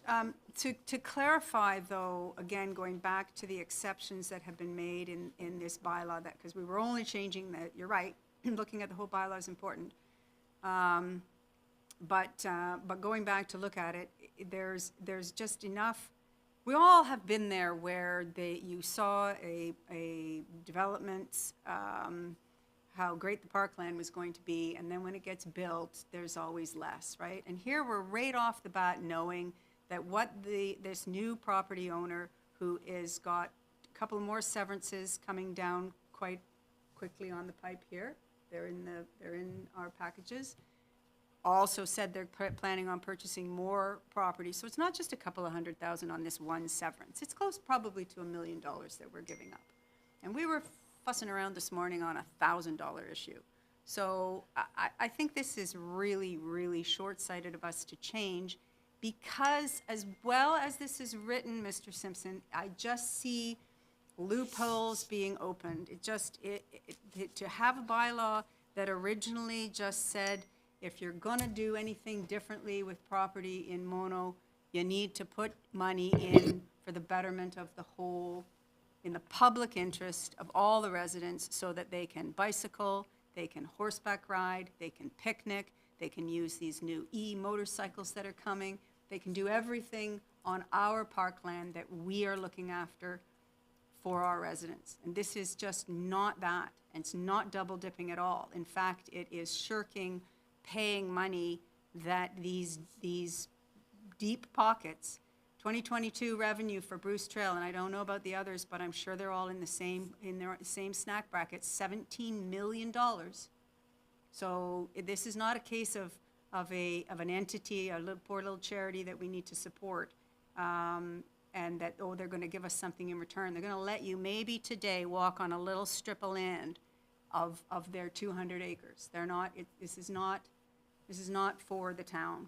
So I also would like to hear what our CAO, who we really need his opinion, which we didn't hear from last time. I'm going to jump in here. It's fine to ask staff for technical questions, but, you know, I think it's a little bit of a problem when you're implying that they should give you their personal opinion. No, on something like this. No, not a So personal there is a opinion. As our chief administrative officer, what would these kinds of monies do to help our town and be in the public interest? A little bit more specific. Okay. So directly referring to the question with respect to an influx of money into any kind of parkland in lieu, reserve contributions. Council's well aware of my opinion on saving for the future and how it offsets any potential levies, increases towards our taxpayers. Council's in an interesting location right now to weigh the good of the Bruce Trail against an influx to our Parkland levy, which has been decimated over the following years because of raising costs and so forth. So I think I can speak for the majority of staff that we work towards reserve contributions that will help offset future costs of any of our goods. Council has directed us to take a long, hard look at our DC study. This bylaw will be reviewed against the DC bylaw that we'll be revising, and we'll be looking for every opportunity to generate reserves or parks and lieu money to ensure that we can afford levels of service for the future of our residents. If I can jump in with a sarcastic comment, the fastest way to get parkland dedication money is to approve a whole bunch of subdivisions. Quite seriously. The fastest way. So if you want more parkland dedication money, there's a simple solution, and that is you approve subdivision after subdivision. That's how it got built up in the first place in this town. Places like Island Lake and Fieldstone. They were all, well, I stand corrected on Island Lake. I think there was a land component there, but there was maybe also a cash component. Definitely the Island Lake Family Park was donated by the Bissinger as a well, Because it couldn't I think the build on bylaw is money or land. It's money or land. Yeah, it's money or land. He couldn't build on it, so it became a parkland gift. So that's an excellent point, because we have had a delegation here, and all right, we have a bit of a divided population in the Purple Hill, but they would really like some of them would really like a lot of money to go into maintaining the park that was, I guess, like you say, when the development came in, because it's long before my time, when the development came in, they made us a park. But here we are, I don't know, how long has Purple Hill been a development here? 30 years? More like 40. I think. Okay, 40. You need upkeep, you need it, and that's our responsibility, to be looking towards the future. And so that's where the reserves come in, that we're not just looking at right now and whether we get to walk on something. It's the future, that these monies go to all sorts of things for all of the community, not just the few people who like to, few vocal people who like to hike on the Bruce Trail. Okay, we've had a good debate on this. Just back to the actual bylaw itself, I think, Mr. Simpson, your attempt to name some of the organizations is an attempt to give examples. It's not inclusive of every scenario, but I can't think of another scenario apart from Bruce Trail where, you know, open space is being created for the public. And we can debate whether it's inclusive of things like ATVs and things like that. It's not, clearly. It's not for horse riders. It's very specific to hiking and walking. and maybe jogging, I don't know. And, you know, so there are some limitations on it. But again, I like the idea that we're giving our Committee of Adjustment discretion, that we're forcing them to at least address the issue, to think about the issue, rather than simply rubber stamping it like any other severance application where it's pretty automatic that the Parkland dedication occurs. Dave? Well, just to add to that, Mayor Creelman, I mean, I think if this amendment were to be passed and this comes back for consideration at Committee of Adjustment for another application or applications, I think you'd pretty much set the precedent if an organization was waived, if they came back later, because obviously they would say, well, wait a minute, 5 years ago you waived us and now not, so that would go to appeal. They would appeal that condition, just to be clear. Yeah, they can't just, it would be very difficult for them to say on this particular application we'll apply it and on the other one we won't. And in fact, that would even go between the organizations. If organization A were waived and organization B came along, which was similar as a conservancy, it's probably likely that conservancy B would appeal based on what happened with conservancy A. Yeah. So thank you, David. But I think that the committee also considers the various details of the application. They're not just considering what was happening in the past. They're considering whether, in this case, there's a land which is being available for people to hike on, snowshoe, ski, do various things. And that would be the rationale here, I would think, if I was on the committee. In other situations, they may not have that rationale. So I think they would be making a decision based on the details of the application rather than the precedent. I recognize the precedent, but that's, you've made it sound like that would be the deciding factor, and in my view, it would not be. Just on page 2 of 3, almost the last paragraph before it says what is in the official plan. It says a waiver would be considered whenever the application satisfies the above. Can we say could? I know that's a subtle change, but not would be, but could be. I know we get in trouble with words. Does that? I'm not sure there's any legal difference between Okay, those, wouldn't- where shall and may, of course, carry legal weight. Yeah, Wouldn't, could, I Could. don't think has okay. any legal weight, Okay. as far as I'm aware. Uh, And I do want to point out to council that this was run through our legal counsel for review, and in fact, it was legal counsel who recommended the very last phrase, which is to be determined to be in the public interest. Right, That was added by legal counsel's recommendation. okay, thank you. So I'm at the point in the meeting where I have to ask, did I read the motion, or do I read it now? It's been read, your worship, but there's been no mover or seconder Okay. yet. Is there a mover? Councillor Cape, seconded by Councillor Manktelow. Any further debate, discussion? Just one more comment for the people who will be listening to this, that I did listen to the residents who have put their concerns forward, that this is unfair, and I tried. Well, and I'd like to compliment a few of them on the arguments that they put to us by way of email. They're very thoughtful. I disagree at the end of the day, but they did acknowledge that the bylaw did show a certain degree of deftness in terms of how it approaches the issue, that it wasn't, there's subtleties to it that I think are important.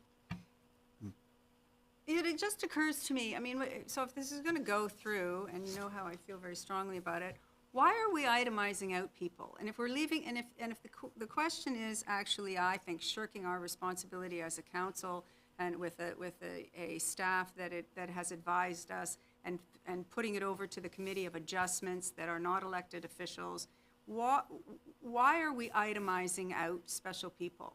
If we're saying that it's up to their discretion and so on, and they're to decide in the public interest, what is the point, except to show favoritism and bias? What is the point to itemize out I people. think they're done as examples, Mr. Simpson. They are examples, but I want to remind council that this is taken, that phrase is taken word for word from our official plan.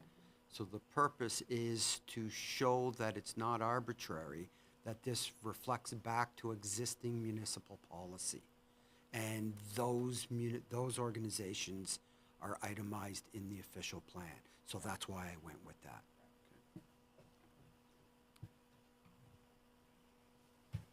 Then I would argue, as everybody comes up to say, well, then that's a bylaw I don't like, we need to change that. I would say that the official plan needs to be looked at. Why are we itemizing out individual entities, corporations, charities that are money makers and so on? Why are they given preferential treatment to be named? But that's for another day. You know, I think in part because, as an example, the Bruce Trail is recognized in our official plan. In fact, there's a routing of the Bruce Trail that is reflected in the mapping that's contained within the official plan, is there not?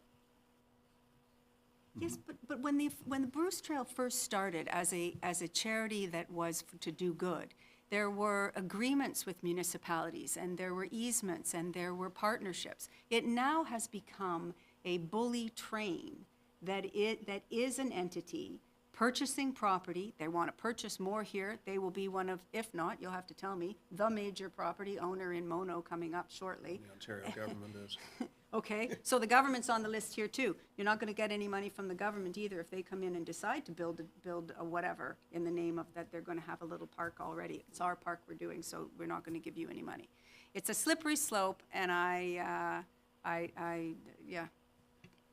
So I'm going to call this all in favor, all opposed. All in favor? Opposed? Opposed. Recorded vote. Recorded vote?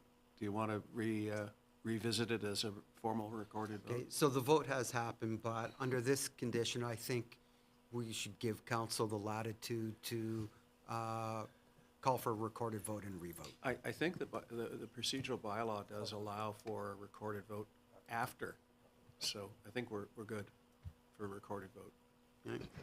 So the motion moved by Councillor Capes, seconded by Councillor Manktelow, that we introduce and give the necessary readings to a bylaw, to amend bylaw 2003-41, Parkland dedication, that it be signed by the mayor and the clerk for the town of Mono, sealed and engrossed in the bylaw book. Councillor Capes. Yes. Councillor Manktelow. Yes. Councillor Davy. No. Mayor Krillman. Yes. Good timing, Fred. And reminding that Deputy Mayor Nix had declared a conflict of interest, so the motion is passed 3-1 in favor. Thank you.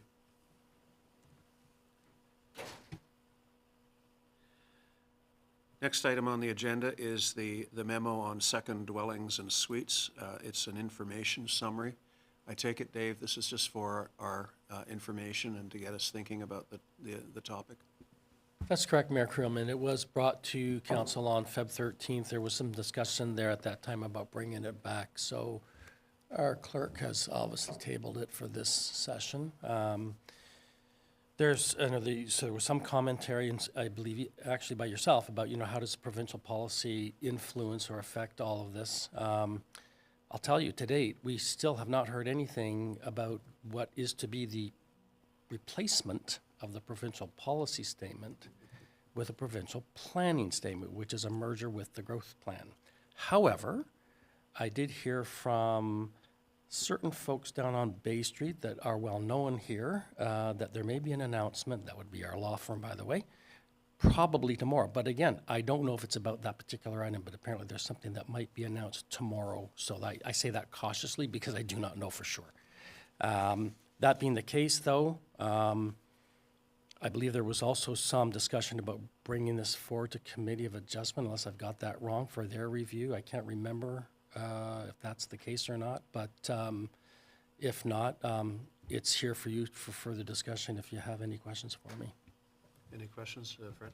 And then, It's not a question, it's more of a suggestion, and I think I made it before. Can we, at some point, Mr. Clerk, look, I don't know who would do it, a committee or somebody, look at some of the constraints or conditions about a second dwelling, particularly the size. And I forget the numbers, David, but I was listening this morning to a person in Toronto where they've approved, I can't remember what they call them, not granny houses. They're less than 500 square feet. Laneway. Well, they're not even in the laneway, they're in the backyard. Okay, all I'm saying is at some point, and I know the clerk's bogged down with all the bylaws he added on them now. This isn't urgent, but could we reconsider the constraints about building size in these second dwellings? To your answer, Deputy Mayor Nix, the answer is of course we can. Keep in mind the context that Committee of Adjustment has already granted secondary dwellings on lots less than 10 hectares, 25 acres, so down to 10 acres. That's a slippery slope if we're not careful, though, from a cumulative impact. Yeah, I think it's clearly it's a topic that floats towards the top of the list on the zoning bylaw review. There is maximum, there are minimum GFAs for secondary homes. We've got far too many definitions in the bylaw regarding accessory apartment, accessory house, and so on and so forth. But I have to be careful, too, that whatever comes out the other end has proper town and country planning impact from a positive perspective on a cumulative long-term basis. I'm mindful of the fact that housing is a problem, not just in Mississauga, Milton, and the rest of the big major centers, but across Ontario, particularly Southern Ontario, and to try and gauge and manage how we accommodate folks looking for second houses and so forth, apartments and so forth, particularly in the rural area. Yeah, and I think Committee of Adjustment is doing a good job to try and also manage it from their authority perspective. Yeah. Just a comment on Schedule A, and I'm not quite sure why. Oh, we're not at Schedule A just yet. We have. No, Schedule A of this planning. Oh, sorry, my apologies. Yeah, no, that's okay. Appendix A, I think, Oh, Councillor Keats. appendix, thank you. Yep, Wrong perfect. terminology. That'll help. Okay. Okay, so Appendix A in the chart, prime agricultural areas, accessory to agricultural use where justified. I would hope that when we review this, that we change that and allow accessory to residential use as well, because I'm not sure why a larger property wouldn't be able to have a granny flat or something else. It seems that it's exclusionary to that, and I would like to review that when we Fred. do this. I can give a partial answer to that. When we did our studies that designated or determined where our prime agricultural areas were going to be, the idea was to keep them, it wasn't just based on where you had class 1, 2, 3 soils. It was I where know.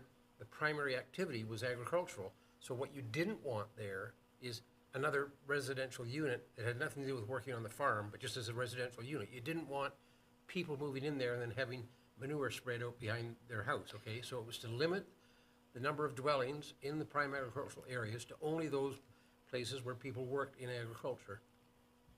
Okay, whether it was right or wrong, that was the rationale. So I will say that I think the opportunity exists to open that up, and I can talk about prime agricultural areas and what we're building on them, and they're not, for farm use, and so that's a whole different thing. But I don't see why somebody who has a house on a farm property could not put a secondary dwelling that is not just for farm use. So I just raised that. Ralph and then Melinda. I think, to comment on your comment, I think there's good rationale for what you say. Putting a granny house behind my house doesn't affect the ability to plow the fields at all, and it could be designed that way. My comment was, I was really surprised at Appendix D, the portion that dealt with deficient areas, deficient building areas. A lot area of 6.05 and 10 is required. A lot area of 4.2 and 10 is required. A lot area of 3.76 hectares and 19 is required. There may be many that were rejected, I don't know, but it seems to me that we have a problem here if we give some guidance, some rules, if you like, and then we let people not be governed by these rules to such an extent as this, like 3 hectares and there's 19 is required, and that's kind of amazing to me. Anyway, it's just my comment. Can I respond to that one? 'Cause- Linda and then Yeah, Dave. I mean, that jumps out, but you just gave the same committee a whole bunch of discretion, so this is where things are going. Not a whole bunch of discretion, very specific discretion. No, And we itemized it under 2 areas. I feel that it is, I feel that it is a slippery slope, and this is an example of how it can be. So, but speaking back to Elaine's point, and again, the other thing is the houses, like our topic that we brought up about the sculpture on the property earlier in the thing, when you look at the layout, the sculpture was way far away from where the house was, it was close to the road and so on, in this secondary dwelling thing, there are rules as to how close you can be from there. And I think that that's where this is getting stretched out as well, right?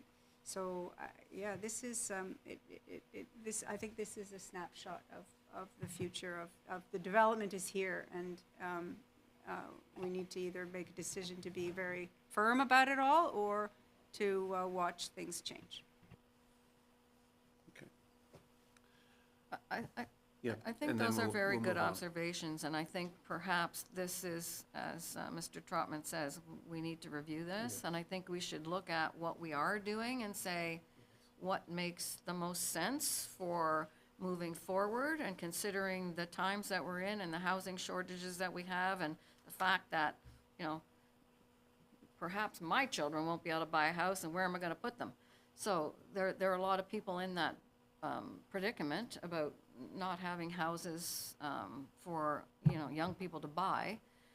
So I think it behooves us to review that at the time and look at what we have done and make some different regulations around what that could look like. Good. Thank you, Dave. I think you get a sense of council's curiosity about this issue. Next item on the, Just ask sorry. you, if Yeah. I may, it's just for some direction then. Does council want me to come back with a follow-up report on this in terms of provisions or other committees? Not at this point. No. Okay. And as you say, it may be something rolled into a review of zoning as well. Next item on the agenda is a flag raising request, Village Heritage Month. It's there for information, I think, more than anything else. There's no motion. Yeah, so the council, of course, revised the flag raising policy a year and a half or so back, and this actually does meet the conditions stated in that, so it can be approved without council approval, but I wanted to let council know about it because it's the first we've had this request. Okay. Terrific. Okay, I've got a motion somewhere here that we accept Schedule A to this agenda. Do I have a mover? Councillor Capes and Councillor Davies seconds. Discussion, and we've all submitted our list to the clerk. Do you want to call out the numbers? Sure, Fred? if that works for council, I'll just go through it where I've compiled. It's, now, so it's an extensive list. The first was on accounts from Councillor Capes. I'm not sure which of the 2 accounts, but. Just a general question, through you, your worship, to Les.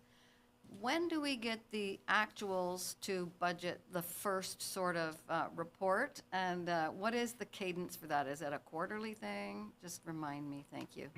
Your very first one will be in April, and it will be up to the end of March. And the reason it's not till April, because I'm still working on 2023, closing the books. Then once I can close 23, usually by April, I can give council a report, and then it happens on a monthly basis, up to budget time. Thank you. Fred, jump in.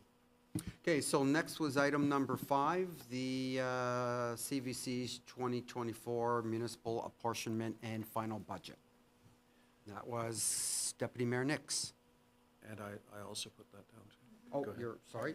You're right. I didn't, No, it was your worship. Okay. So I just wanted to make an observation that I think we should start signaling now that these conservation authorities have got to get their budgets under control and not wait until they're dealing with their budgets and we get outvoted, notwithstanding, you know, the best efforts of our representatives to remind people of reality. It seems to happen every year. So I just want to go on the record that for myself, I think we need to start signaling to the CVC and NVCA that they have to get their budgets under control for next year.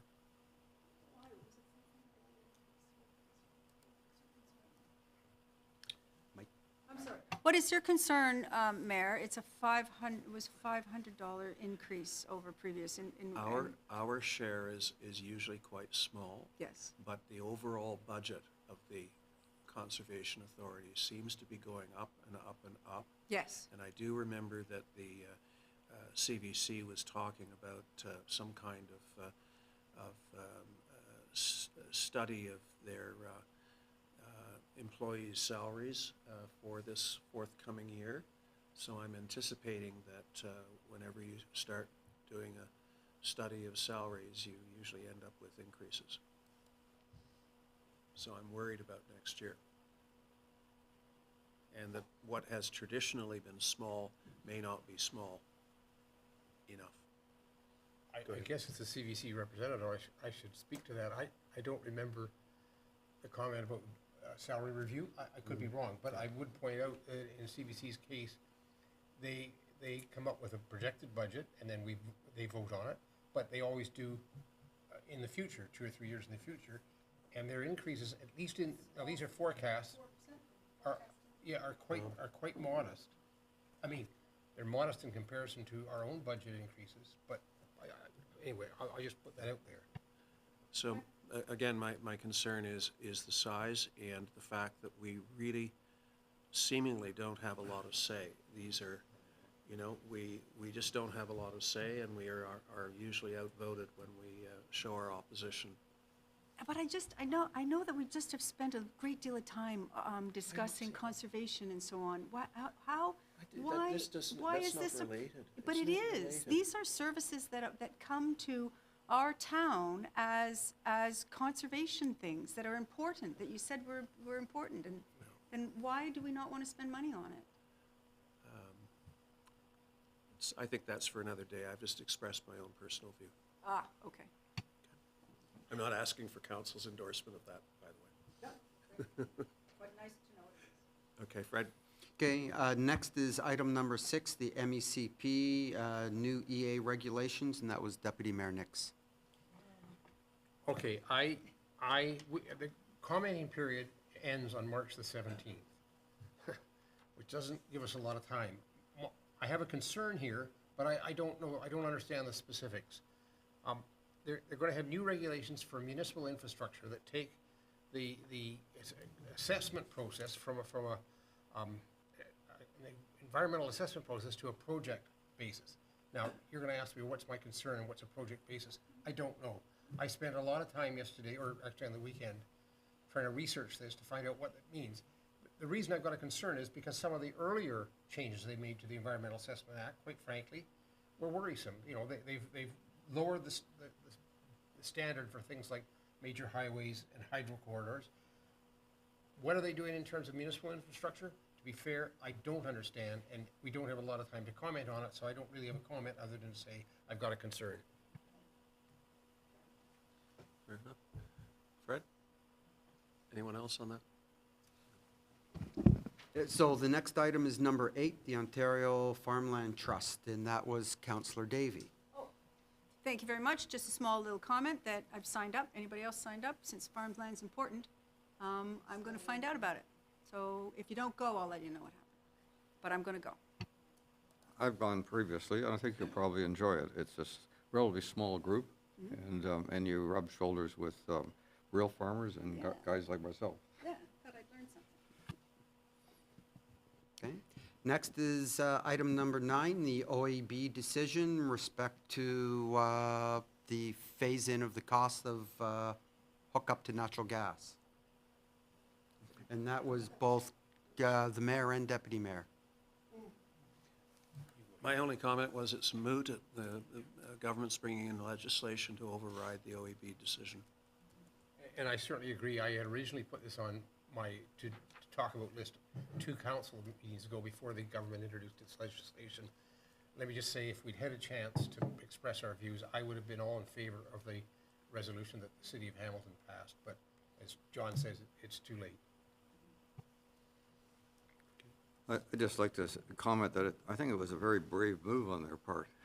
I gather that the chairman has now resigned. Yes. So, but, you know, there's a lot here. There's 3 different aspects of it: transition, reducing the capital budget, and system expansion. And they've really described the issues here very, very well. I think that we'll hear about this in the future because it's going to come to pass. The next item is number 11, the resolution from Coleman with respect to conservation officer reclassification. I asked that it go on the to-do list, as it were, with Schedule A. I think it's worthy of support. They make some good points in their resolution. So we need a motion for that. If I may suggest then, a motion that council for the town of Mono supports and endorses the Ontario Conservation Officers Association in its efforts to have conservation officers in the province of Ontario reclassified as enforcement officers and be compensated fairly. Well, you know, they carry sidearms. You know, I thought they were peace officers by definition. But this came as a surprise to me. So it comes as a surprise to me as well. I'm wondering, what does this really mean? What's the implication? Can somebody explain it to me? What benefit is going to occur because they're now enforcement officers? Well, I think they have powers of arrest at a minimum. Mm-hmm. Yeah, so conservation officers are peace officers. Peace officers. Yeah. And unfortunately, I have not been able to find the provincial or the ministry definition of enforcement officer. So I can't enlighten council at this point. Well, if we don't know what an enforcement officer is versus a peace officer, We can't support then it. I don't think we can support it. I agree. So I'm gonna withdraw.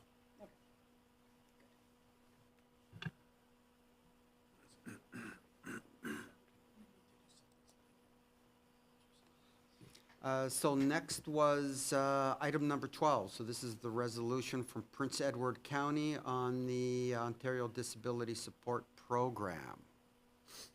And that was Deputy Mayor Nix. Well, because I feel very strongly about this issue, I know we've passed a motion in support. So but when I saw it, and besides, I sit on Ann McGregor's committee at the county level, and it's atrocious what's happening in terms of what the government's paying people who are either on disability or unemployed. It's just atrocious. If we supported it, we did. Yeah, we did. Okay. Okay. Moving on is item number 13, the resolution from Petrolia with regards to combining Roma and the OGRA conference. So that was me that brought that up because I'm not supposed to talk to everybody except when we're here in public. That's part of what we're not. So when this came across, I thought, well, this sounds great. I wanted to go to the OGRA, and I've been to the Roma, and you guys have been around forever. So it sounds like you used to do this together. So what is everybody's thought? That this would be a good thing to have them together again, or what? Well, I can remember when they were combined, and then they seem to have come apart. and I don't know the history of why they hold independent meetings now. Mike? Your worship, through the council, so my understanding is there was some small disagreements with respect to how the conferences were run. There's not a lot of details as to the separation of Roma and OGRA, but they did function well together. In personal opinion, the OGRA has a diminished content now that Roma, but I will say that when Roma was there was a lot of workshops and sessions that were not beneficial, in my opinion, to staff. And OGR now is focused at directors of public works, roads managers, public works managers, and the sessions are directly related to a staff level. And Roma, I think, is taking on the policy and the political end of it. So they are separate things. They're definitely fluidly functioning as separate bodies, yes. Well, thank you for that. Well, can I make a comment? Was council looking to pass a resolution in support of that, or just? I did attend, I think a couple of times when they were combined, and I thought it was a really great meeting. And we had lots of options to go to either way, and I'm just interested more in what because I know you've attended them, Mike, and what your feeling was. There a disadvantage to having the two of them together? I think it limited the amount of available sessions from a staff perspective. Yeah. It definitely, there was still a separated approach to what I believe councillors were sitting at as opposed to staff, and staff were sometimes perhaps feeling that it was a political, more for councillors, the sessions. So while you would have probably sat through some good ones from a staff level, I think the majority of the consensus was that staff was sort of, it was buried behind the actual ongoings of what public works and roads departments would want to see was sort of taken up a level. There may be some practical issues as well regarding the amount of space for the trade show. If you combine the trade show of both of them, whether it would, some of the larger venues would be large enough, and similarly hotel space. I'm just thinking out loud here as to why they separated. It was a very large conference when Roma and OGRA were together. It's probably one of the biggest ones next to AMO. I'm not sure, I haven't attended AMO, but it was a very large conference. I'm not sure whether the trade show itself has changed, because that seemed to be the same faces that you saw on the trades floor. But it was a very large, was very hard to stay on site or even near the facility, so.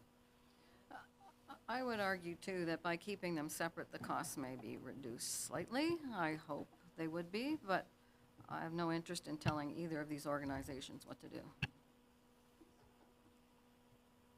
Curiosity. Yes, Good. Yes, Fred.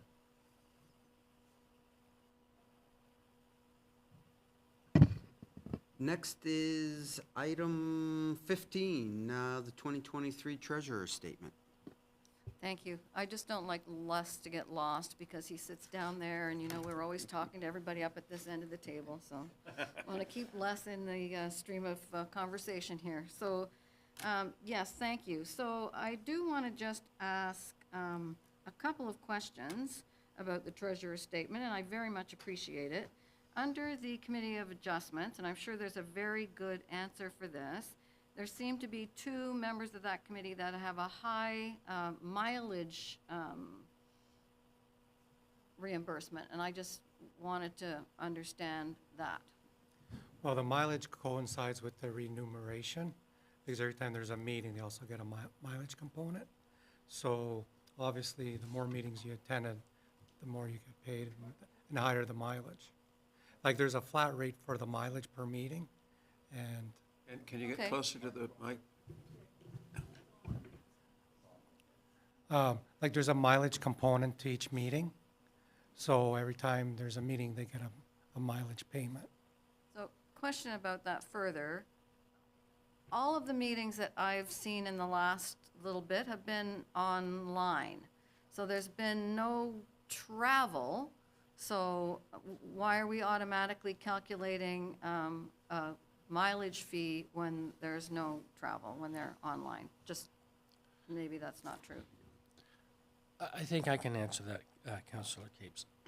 I don't keep track of how members do their review to lead up to a meeting in terms of looking at a property. And I think a couple of these folks on these committees do more on-site assessment than others. They all look at the maps and the diagrams and so forth. But the two in question, they always go to those sites. Every time there's a site, they go. That might account for it. That's my understanding of it. That's why. Okay. Regardless of they're virtual or in person, they still go to these sites to look at the property and do an infield investigation because they're making the decision, so. Sure, and that's good, but I'm not sure that's an equitable approach to all committees because all committees are not receiving a calculated mileage reimbursement. And I know that all of the heritage committees take place here, so there's no compensation there. So I'm not sure how we come up with how we compensate committees. So that was my curiosity. I'm not sure if there's an answer for that. Well, there's a set rate per meeting, obviously, which council has set. Yes. And then based on Dave's reply to your question on mileage, I guess the mileage would differ a little bit depending from what location they're going to see these sites. Now, mileage was awarded to that committee because they do have a quasi-judicial decision-making role, which has some legal backing, I guess. So that's why they got awarded mileage Okay, so that's, from the start. okay, so is that our rule or is that the province's rule? Like, are they governed differently in that way, that they are entitled to mileage? I just want to, So, Thank you, Les. Fair question. I don't have that answer for you, Oh, okay. Counselor. I know since I've always been here, mileage was always paid to the committee members, right, and it's been ongoing. to for this committee.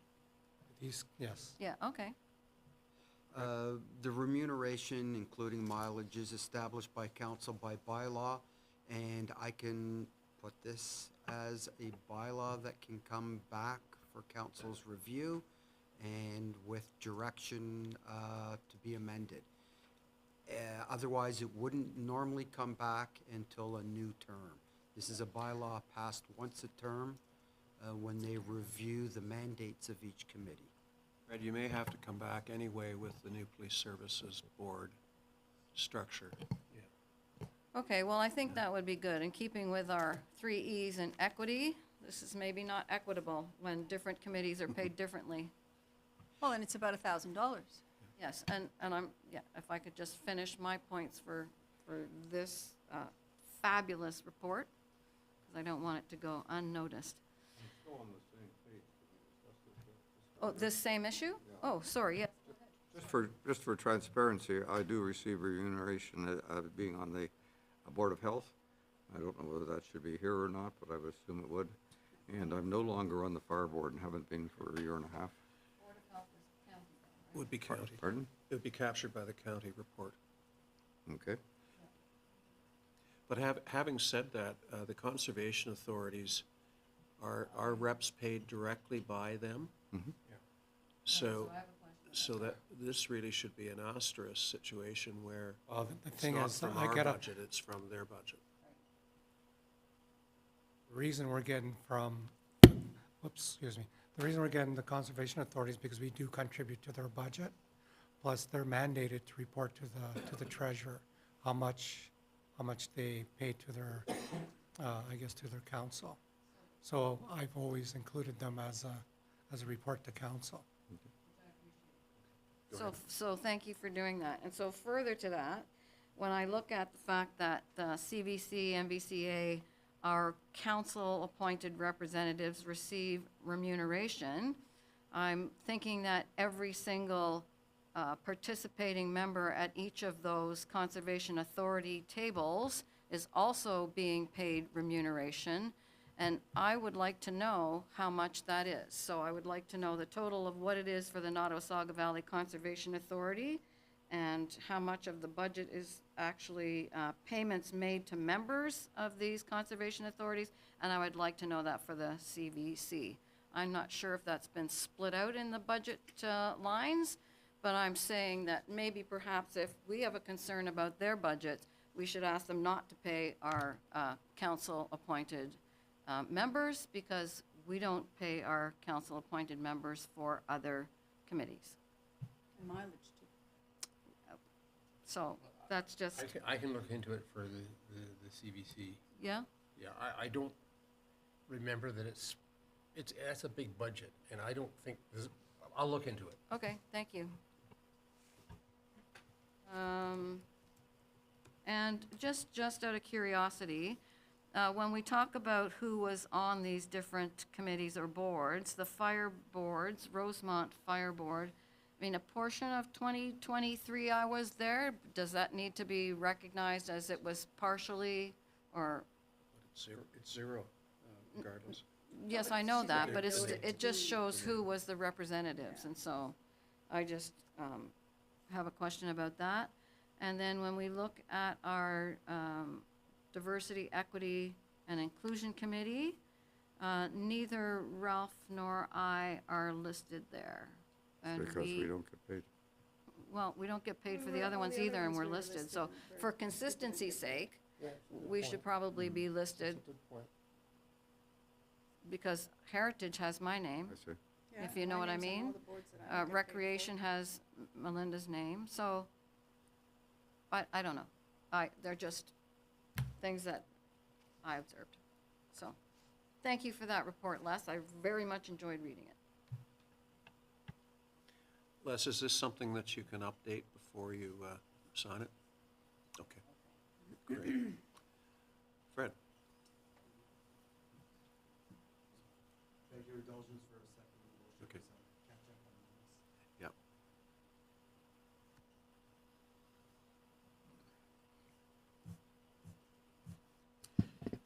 Next is item 19, Headwater Streams Committee 2024 Annual Report, and that was Councillor Capes.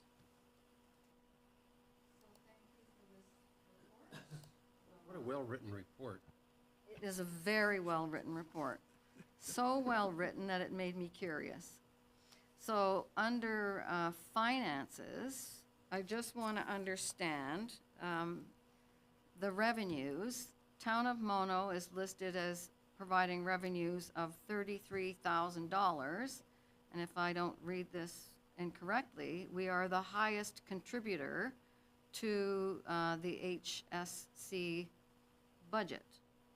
I know this is 13 years, but I wanted to understand how we have managed to provide $33,000. I don't know. The answer is very simple. Any particular year when the Headwater Streams Committee wants some money from the town, it goes to be part of the budget request. And there hasn't been any request for the last couple of years, because we're mainly doing volunteer work now. But that's what the town has given the committee over the last 13 years. I would point out what the chart doesn't show fully is some of the grants we've got, because in particular for the Baker Creek rehabilitation, the vast majority of the grant went straight to the NVCA, so it doesn't show up on our books here. It was well over $100,000. Right. Okay, I was just curious because I didn't remember us putting money There there. hasn't been a request for the last couple of years for money, so it hasn't shown up in budget discussion. Okay. And It's been the other- almost 2 terms of council. At the very beginning, council used to contribute to get the committee going $5,000 per year. So that's why the fund built up fairly quickly. And then Deputy Mayor is quite correct.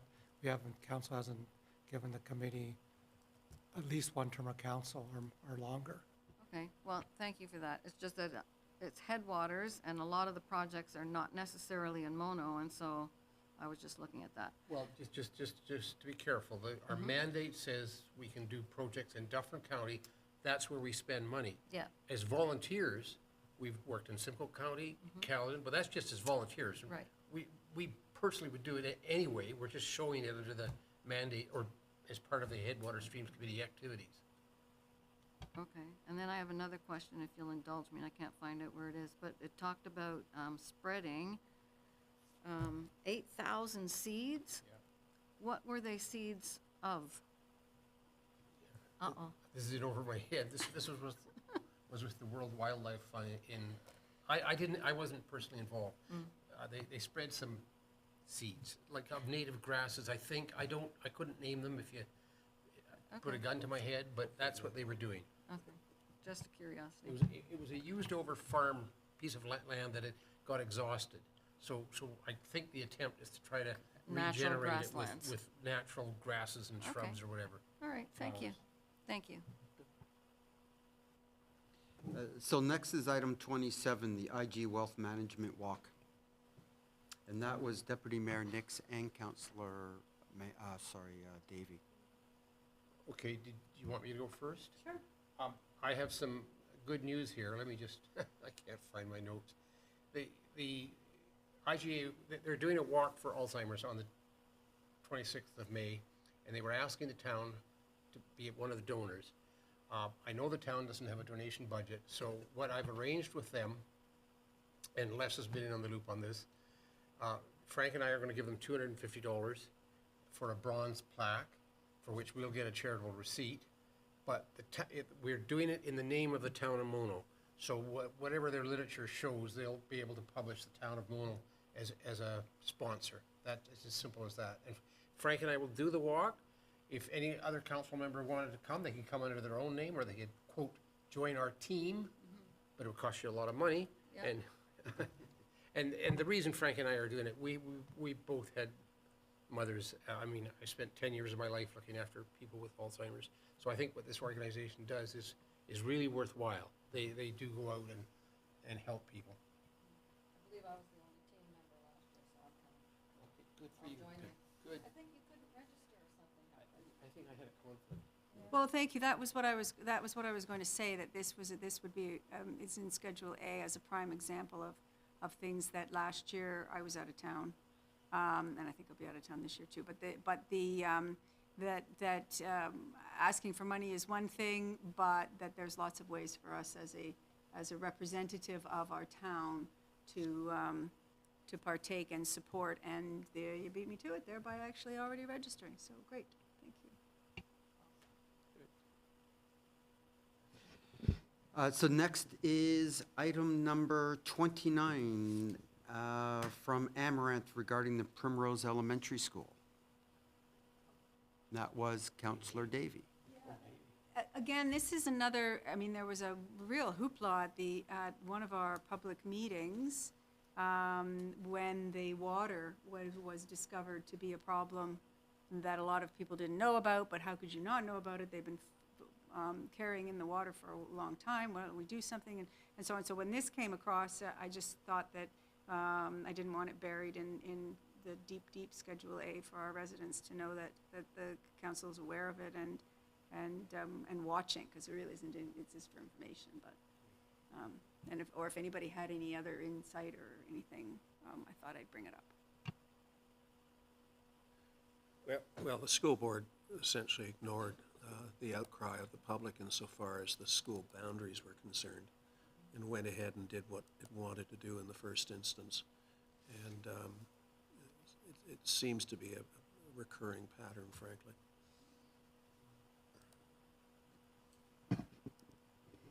So next is item number 30, the resolution from Clarence Rockland regarding National Suicide and Crisis Hotline.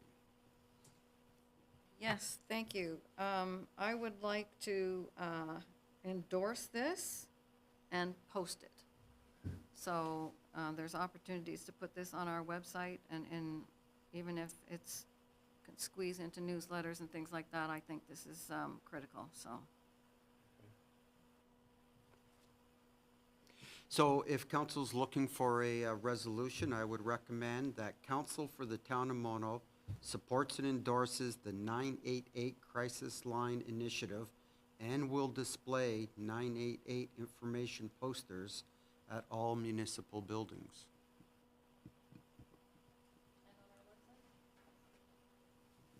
And on our website. And we'll promote it through other means as well. If I could recommend that we stick to our social platforms on this and save some paper and wall space. I don't know if Kim has, but I'd like to push it web, social, Twitter, all our platforms. And if we come across an appropriate document, we definitely could display it at town hall. But I think that would be an appropriate amendment if council would consider that. Has anybody called 988? What happens? If it's a national number, you know, when you call 911, you kind of hope that you're speaking to somebody that's nearby you to be able to, you know, dispatch the right fire department and so on. And yet it's always a surprise to find out that our Rosemont 911 goes to Tottenham and so is this being national? Does anybody know what exactly this hotline helps with? Is it? Would you? Thank you. So, my understanding is that it's actually being run by CAMH.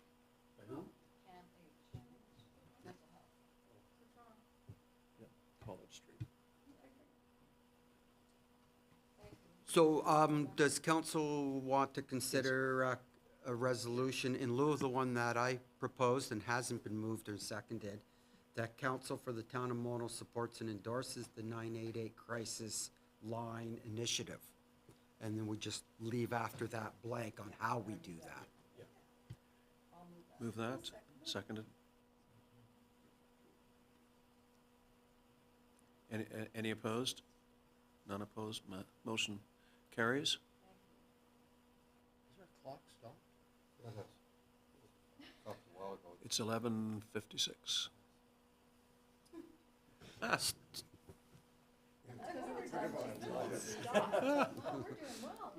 Yeah. Okay. That So was next is item 31, Northumberland Counties, the Occupational Health and Safety Act. And that was Councillor Capes. Yeah, I read this and I thought, okay, this has kind of got serious implications for not only the town, but for people in general.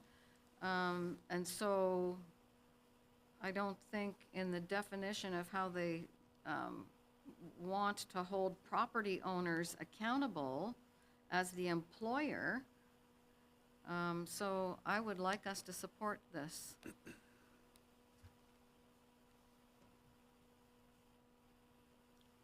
Do you have a suggested resolution?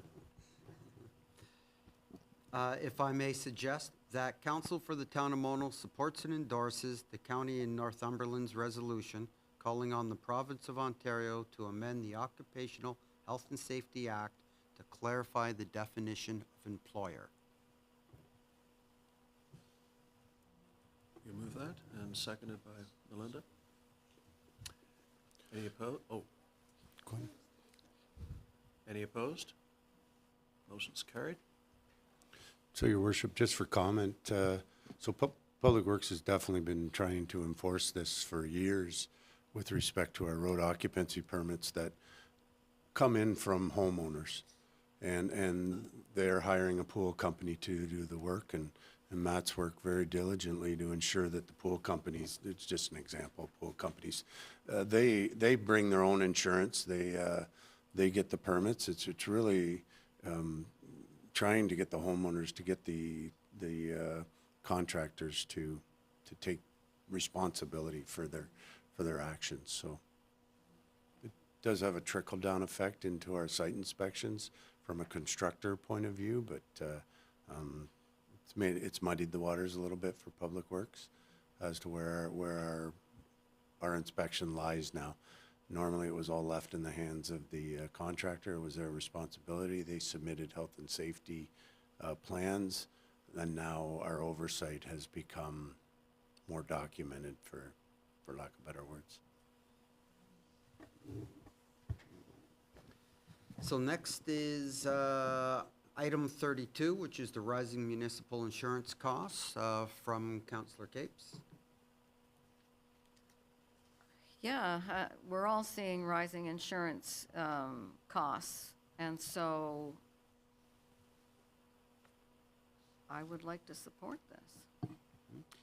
So a resolution would be that council for the town of Mono supports and endorses the Township of Asphodel Norwood's resolution regarding the rising municipal insurance costs. And you'd like to move that? Sure. Lane Capes, seconder, Ralph Manktelow. Yeah, just before you ask the question, this is a municipality that endorsed our road emergency. So we're paying it back. Ralph? I'm wondering if the treasurer could tell us what our insurance costs are. Over the last couple of years, our insurance costs have gone up on average 10%, above inflation for sure. The 1 year, it went up depending on the coverage, whether it was liability or property, it went up between 15 and 20%. But the direct influence was property values because the insurance company at that time decided to update all the average costs of our facilities. But generally, it's been running around 10%. And what is the current cost? Can I get back to you on that, Counselor? Let me just look it up and I'll let you know. Just a ballpark. About 200,000 a year. And that covers all of our. That covers everything. Liability and. And the property, buildings, vehicle.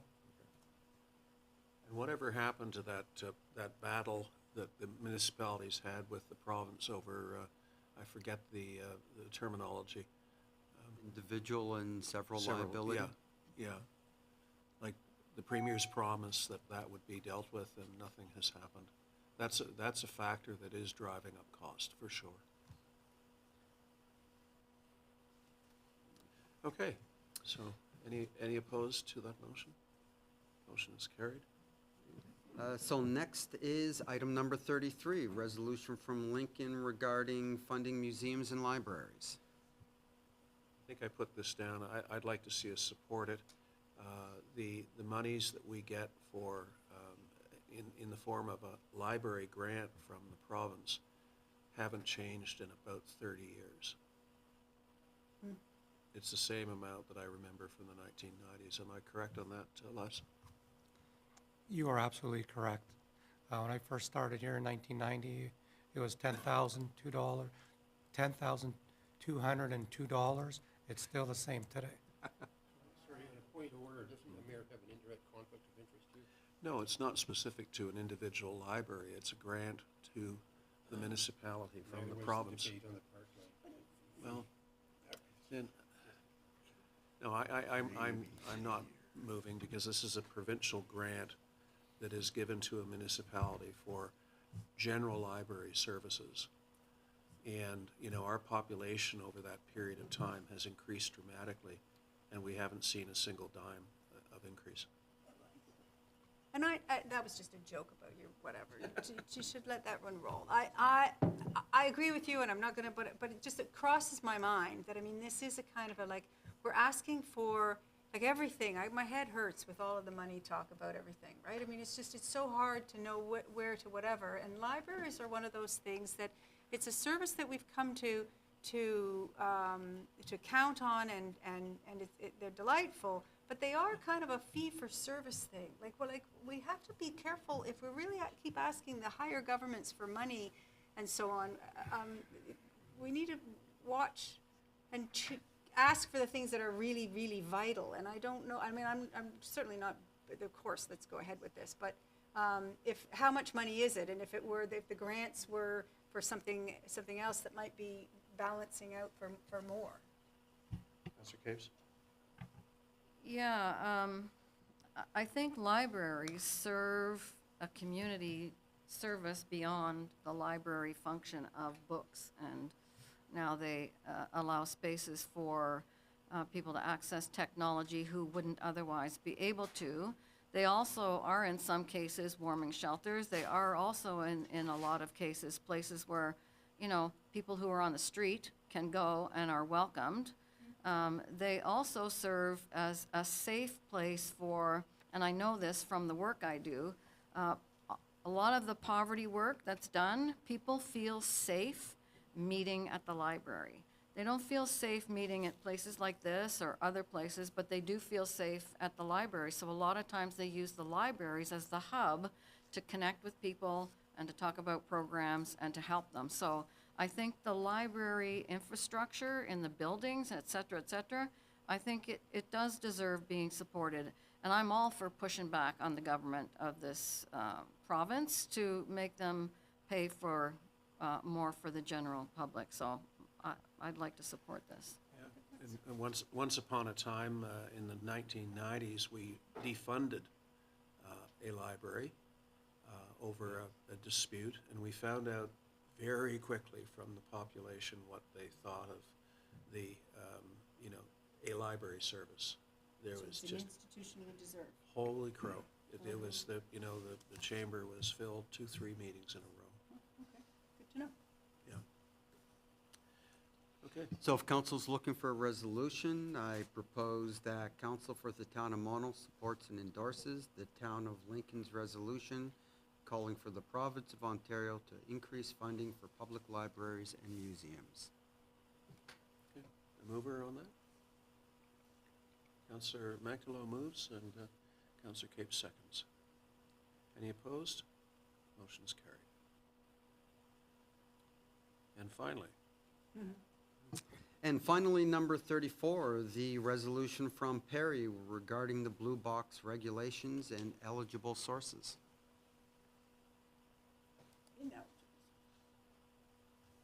who knew? I mean, I think I indicated an interest in this. But, no, go ahead. Go ahead. I would have to, it's a few days ago I read this thing, and it just jumped out at me that there was such a thing and it was going to end up costing us more. Ineligible sources, daycares, campgrounds, not-for-profit organizations such as shelters and food banks. I'm with you, John. I think producers should take responsibility for end-of-life from all sources. Full stop, period. So that was my motivation. I think it's worthy of support. So a resolution could be that council for the town of Mono supports and endorses the Township of Perry's resolution calling on the province of Ontario to amend Ontario Regulation 391/21 Blue Box so that producers are responsible for the end-of-life management of recycling products from all sources. Mm-hmm. Is there questions on here?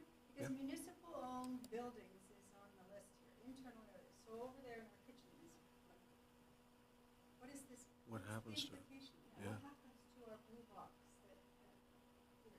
Can anybody speak to that? Who knows?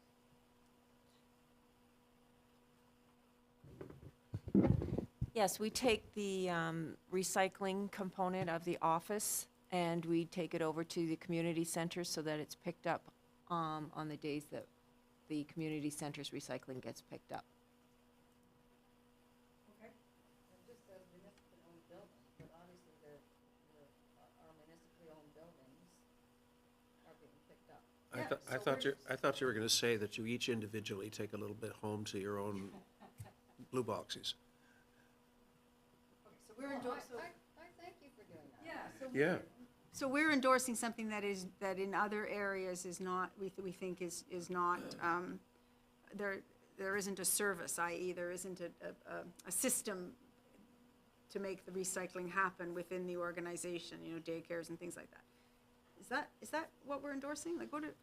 I think we're endorsing plugging a loophole that occurred when they realigned the system to make the producer pay, and then all of a sudden we find out there's all these exemptions to the producer actually paying.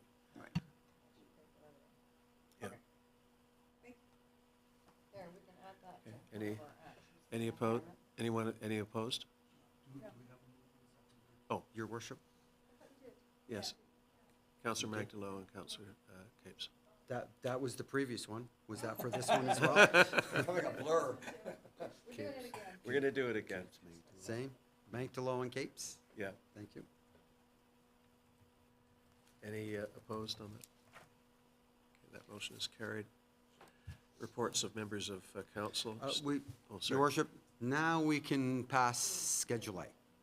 Ah, And that was moved by Cape, seconded by Councillor Davy. any opposed to moving Schedule A? Thank you for reminding me. Okay, reports of members of council and staff. Shall we go with staff first, Les? Okay, thank you, Mr. Mayor. We have a couple of ongoing update projects that we're working with Watson. As council is familiar, we're updating our development charges bylaw. So this group here at the desk, we're meeting with them virtually this Thursday.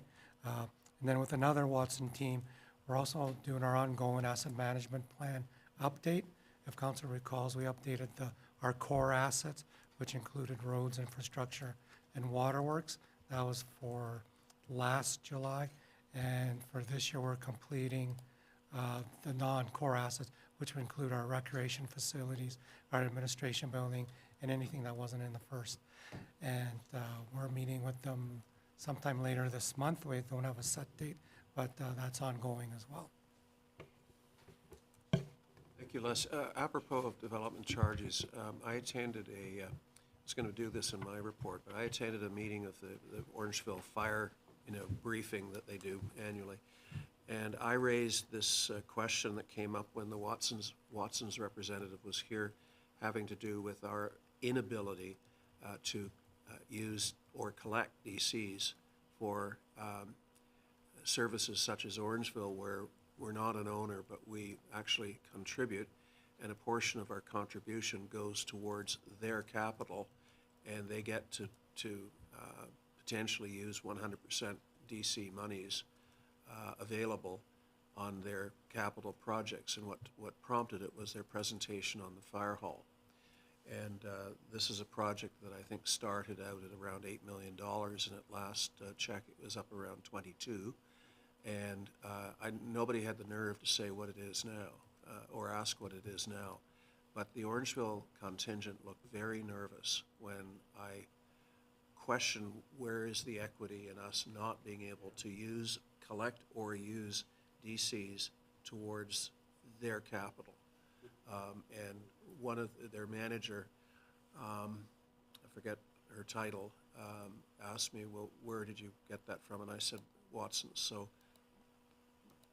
I just leave it there for you to pursue if you can. Well, it's a good point you're bringing up, Mr. Mayor, because I have reached out to the Orangeville treasurer, asked, can I have your fire capital for 5 to 10 years, because we are updating our development charge studies, and Watson did say we can levy a DC portion for your services. And we'll reply back, yes, no problem, our auditors are in this week, let me get back to you later. I said, okay, that's fine, I know when the auditors are in. It's pretty stressful for the Treasury Department, so I will follow up and get a copy of their budget, and then Watson's will incorporate it. Can I just make sure I understand? You just contradicted me. I mean, it's a good contradiction. Yeah, did I understand you correctly to say that there is a possibility we can consider the Orangeville Fire Department's charges Well, to it? that's what Watson's telling us, like I for thought they our told us growth they portion. lost it when they were here. I'm not sure.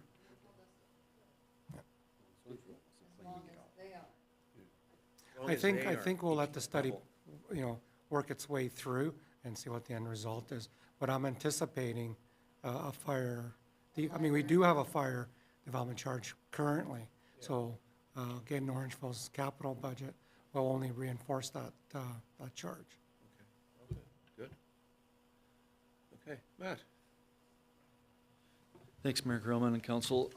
Happy to report that Public Works released the job posting for the Public Works Manager last Tuesday, week today.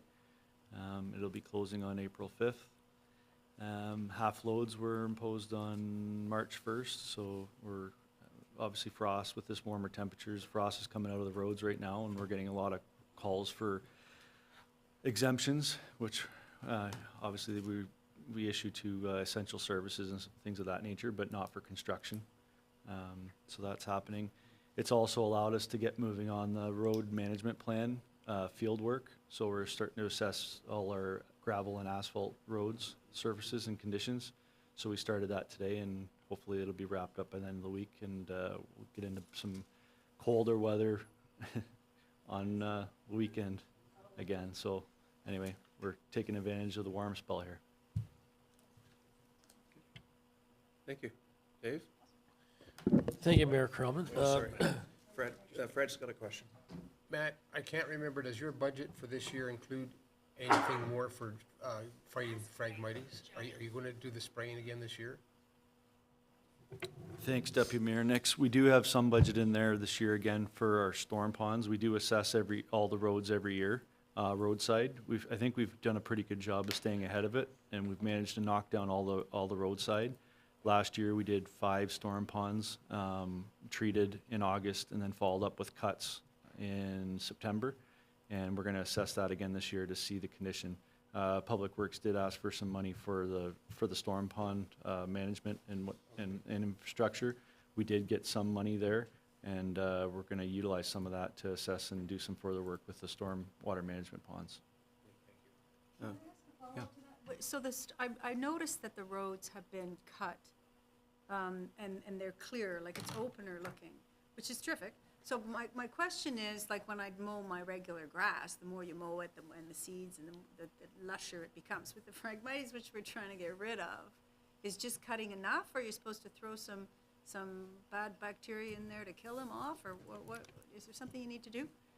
Thanks, Councillor Davey. For the roadside, we typically spray when all the energy's up in the leaves in the plant that's above ground, and the roots are susceptible to death. So we treat with herbicide in August, and then the ideal thing is once they start to turn brown, we cut them, and then it reduces the potential for growth. It's worked out really well. It's been successful, yeah. So. I have a quick question, and I think I know the answer, but I've been asked the question by numerous people. Is there any means that you have to pull some of the gravel that gets pushed into the road allowance by virtue of plowing, pulling it back up onto the road? Thanks, Mayor Krellman. There is, but it's very expensive and time consuming. It's always been a challenge for gravel roads, losing a lot of our maintenance gravel, especially when the temperatures, ideally in a perfect world, the gravel roads would freeze up, and when we ice blade, we don't lose that material. As things thaw like today, well, not necessarily today, when you get some snow on the road and you plow it off, a lot of that gravel gets winged into the ditch, unfortunately. I spoke to Councillor Capes there earlier in the winter. We do try to recover as much as we can throughout the winter. If it's wind road to the shoulder, we do try to bring it back in so we could reutilize that material. But it's tricky sometimes Thank you. In addition to noticing how clear it is, I'm also noticing that I'm feeling higher, which is a complaint that people say, you know, they're putting too much gravel on the roads and my driveways and things like this. So, but if it goes off into the sides, then maybe does it also, instead of, if it's expensive to bring it back up on the road, what about to spread it more deep into the ditches to raise the ditches? Like if the road is coming up and your ditch comes up, you still end up with the same grade and things would work out okay. It's something that we assess during the application of maintenance gravel. We don't want to put gravel in our ditch. We want to keep it out. We want to keep a positive drainage. When our staff are out on site every spring applying maintenance gravel, we don't just put maintenance gravel down at the same thickness everywhere. We take a comprehensive look at it and kind of assess it appropriately. We have been trying to use whatever material we have left on the roads with our now it's more of a 5-6 year plan, may even be 7 by the time a road gets maintenance gravel again, due to the cost increases. But we do try to recover it to the center of the road and try to get the crown up to a 4 to 6% crossfall to get that water sheeting off the road and eliminate those shoulders before we apply maintenance gravel. So there's a bit of a science to it. But that's the same guy in the same machine, as opposed to when you're saying something that's really expensive and time-consuming and so on, would presumably require some other attachment on your machine or humans down there Yeah, moving it, right? If we could if we fit it into our operation schedule that we could ditch a section of road, we do ditch various kilometers of road throughout the year that kind of have an issue with positive drainage where we have standing water or it's not getting to the culverts. We do a lot of culvert flushing. So we usually pick a road that we have the highest priority issues, and then we ditch that and with our own equipment, backhoe and. Right. Okay, great. Thank you. Dave? Thank you, Mayor Curlman. Quickly, we, as you well know, I think at this point, have the Roxborough proposal coming to Planning Committee on March 14th. That's an evening meeting. That's a development company, so I'm just going to provide some extra clarity, similar to what Councillor Capes asked me. Roxborough is the name of the company, Roxborough Development Corporation. The project name for that site in Mona was Line 2 Developments, just so everyone's clear. Blackthorn Development Corp. is the lead consultant to Roxborough. That will then come back to Stat Public Meeting on March 26th. Again, that's an evening meeting. I am dealing with backyard chickens. I know we've had some interest from one citizen about that, and I will endeavor to bring that forward to first committee, probably in April. Try for the April meeting for that, and then back to council for what could be lead-up information and may include also a draft bylaw zoning amendment on backyard chickens.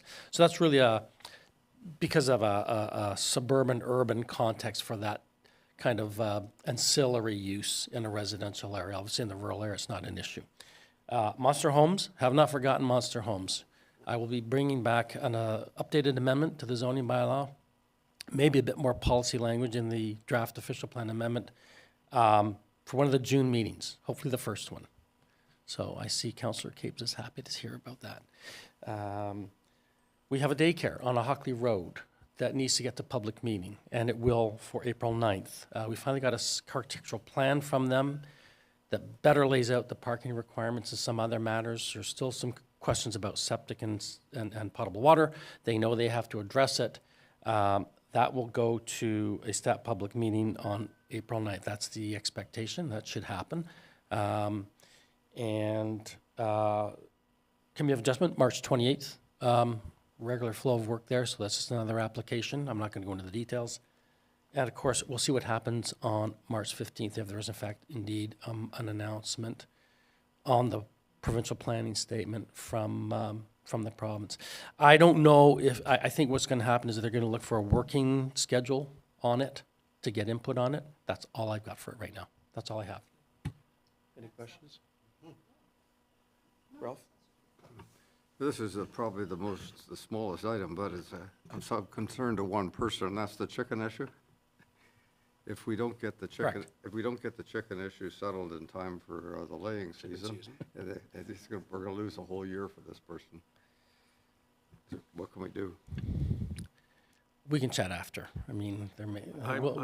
I'm in fact going to have a notice of motion on that because this needs to be expedited. He first approached us last February. It was February, yeah. And we directed very clearly that it be put in front of the planning committee for consideration. And I don't know whether that's happened or not. I've been trying to reach Mr. McCrae, but He's been away. He's going to be losing his opportunity. And as he said to me in an email, his kids are getting older, and the joy of having 3 hens, that's all he's asking for, no roosters, is literally going to be lost. So I think we need to move on this, and we have the example of Orangeville that has a very successful pilot. They have 3 residents that have chickens. They've had no issues, no bylaw complaints, and they're incorporating it into their animal control bylaw. Yeah, there's been a couple of pilots out there as well. Springwater has one. So it would be a bylaw to deal with backyard chickens. Through last year in the fall, there was an avian pandemic or epidemic, and that weighed into it because I thought, well, that timing's not so good. So that was part of the delay, Mayor Krillman, to be honest. And it just seemed like the timing and the optics weren't good for something of that nature, given that outbreak. But I recognize he's interested and he's anxious to get going on this. So we'll bring it to the April meeting for Planning Committee. Yeah, there's an email trail that shows that he's attempted to find out where he stood since February of last year. As I say, I have a notice of motion that will give this some impetus, shall we say. You know, I think in his case too, he's only got a chicken or two. I don't know that he couldn't go forward and start doing that. I mean, the bylaw will look at a broader context if more people are interested in it, so. If he can go ahead and he's not going to run afoul of our zoning, and who knows whether or not somebody will make a complaint, let's let him go ahead. In my view, that's my view only. I'll get his phone number. He hasn't really offered his home phone number. I asked him in my last email, could you please call me? Give me a ring. So that's where it stands. Melinda? Thank you very much, Mayor. Again, I'm always surprised at how everybody else seems to know stuff I don't know. And I have chickens, and they lay to whenever they feel like laying. There's no urgency to getting a chicken today, and oh my God, I'm not going to have any eggs for the season. That just isn't the way they work. So I don't understand that. And if you only have 3 chickens and it's one resident, and we have a ginormous list of planning things, which I gather, and again, I don't know all the details, but I gather there's a lot of planning things that are behind, and there's been various reasons for why they're behind and so on. This one strikes me as a real surprise that this has to be expedited for this one resident, for 3 chickens in a suburban place where we don't have chickens yet. I'll give him another email as a follow-up and ask him, give me your phone number and I'll give you a ring. I will proceed with my notice of motion because I think something where he's waiting over a year for a simple yes or no, and I know it's not as simple as yes or no because there may be a zoning component to it, but there are other bylaws out there that we can copy and just cross out the name of the municipality and put Mono in. It just strikes me that this is I'll leave it at that. Okay, any further questions for Dave? Kim? Thank you, Your Worship. A few things on the recreation report. One is to a point of interest that I thought council would be interested in is it's regarding the naming of the Hannison Parkette. And I just wanted to let all of, all of council know that I received an email last week, very interesting. It was from the husband of the great-great-granddaughter of George Hannison. And they actually came across the residents of Brampton. She's a school teacher, and they were, she was doing a presentation for her class and was looking up information about her heritage. Anyways, they came across the naming of our parkette and were absolutely thrilled. So they've got in touch with me regarding the plaque and the rest of it. So just wanting to let all of you know that we have been in touch with the great-great-granddaughter of George Hannison, and they are going to be thrilled to attend our park dedication once the plaque is complete. I'm just waiting on the absolute final wording from the Heritage Committee. There are a couple of emails going around about that, so I'm sure they'll be back to me shortly. And I've been in touch with the plaque maker, so that will be moving forward quite quickly. And our CAO has been working with me as far as getting me a really nice rock to put that plaque on. So, yeah, so that I just thought you'd be interested in that. Pardon me? Melinda, did you? Thank you very much, Mayor. Just a little, I know that you just said that you were waiting, you didn't want to announce anything. Are we a ballpark of when this dedication, did I miss that? No, I haven't given you a ballpark date time? yet. I do know that we have to wait until the frost is out of the ground for the moving of the rock. So May. So it will be earliest. May for sure, okay? Speaking, since you did bring that up, we do have a number of park dedications or openings of tennis courts, openings of pickleball courts coming up. I do have that one scheduled for May. I believe the date was Friday, May the 10th for the pickleball courts. I've let everyone know about that. Thank you for getting back to me with your attendance.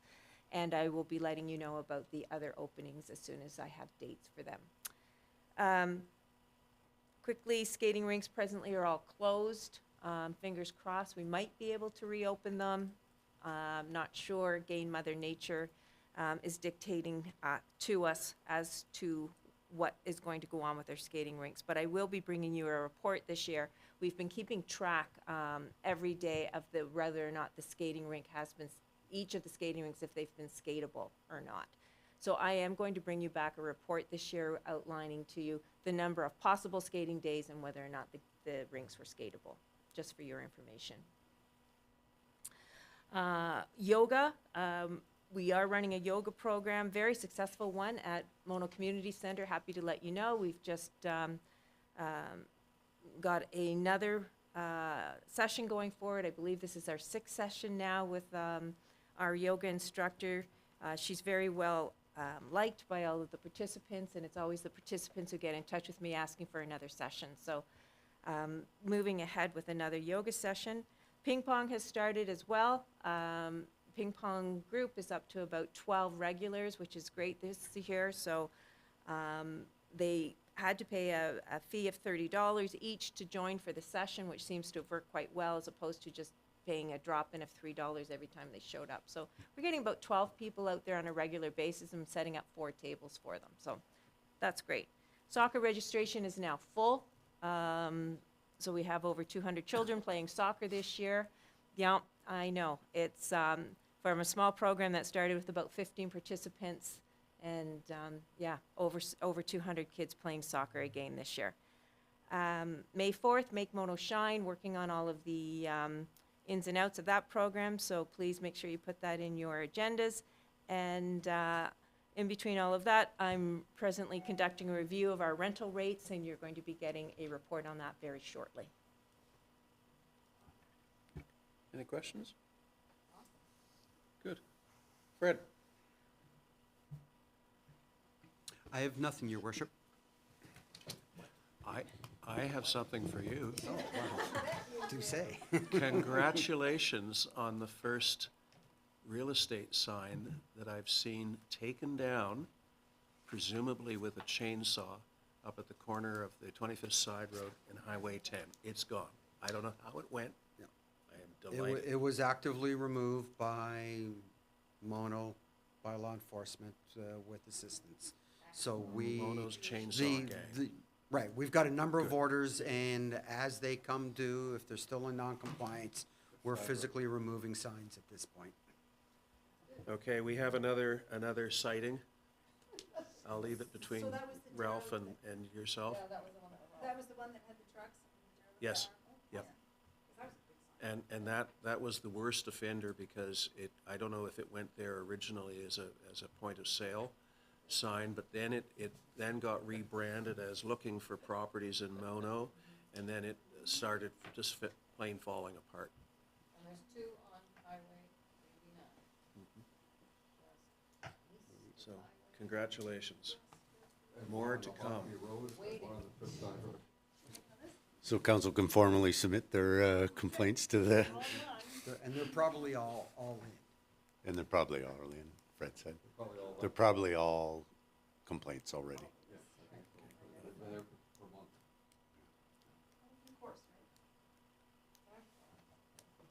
Okay. Your worship, through to council, so as council's aware, we hired the services of Emergency Management Group to complete our community fire risk assessment.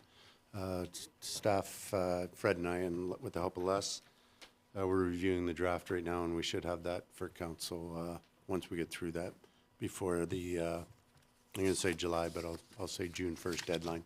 I'm pretty sure it's July though, just can't remember the date. I will be sitting with the same company, Emergency Management Group, was hired by the County of Dufferin to review their fire service delivery model, and I'll be meeting with a representative this week with respect to that. As council's aware, they approved the replacement of all the high lift pumps in the Cardinal Woods drinking water system.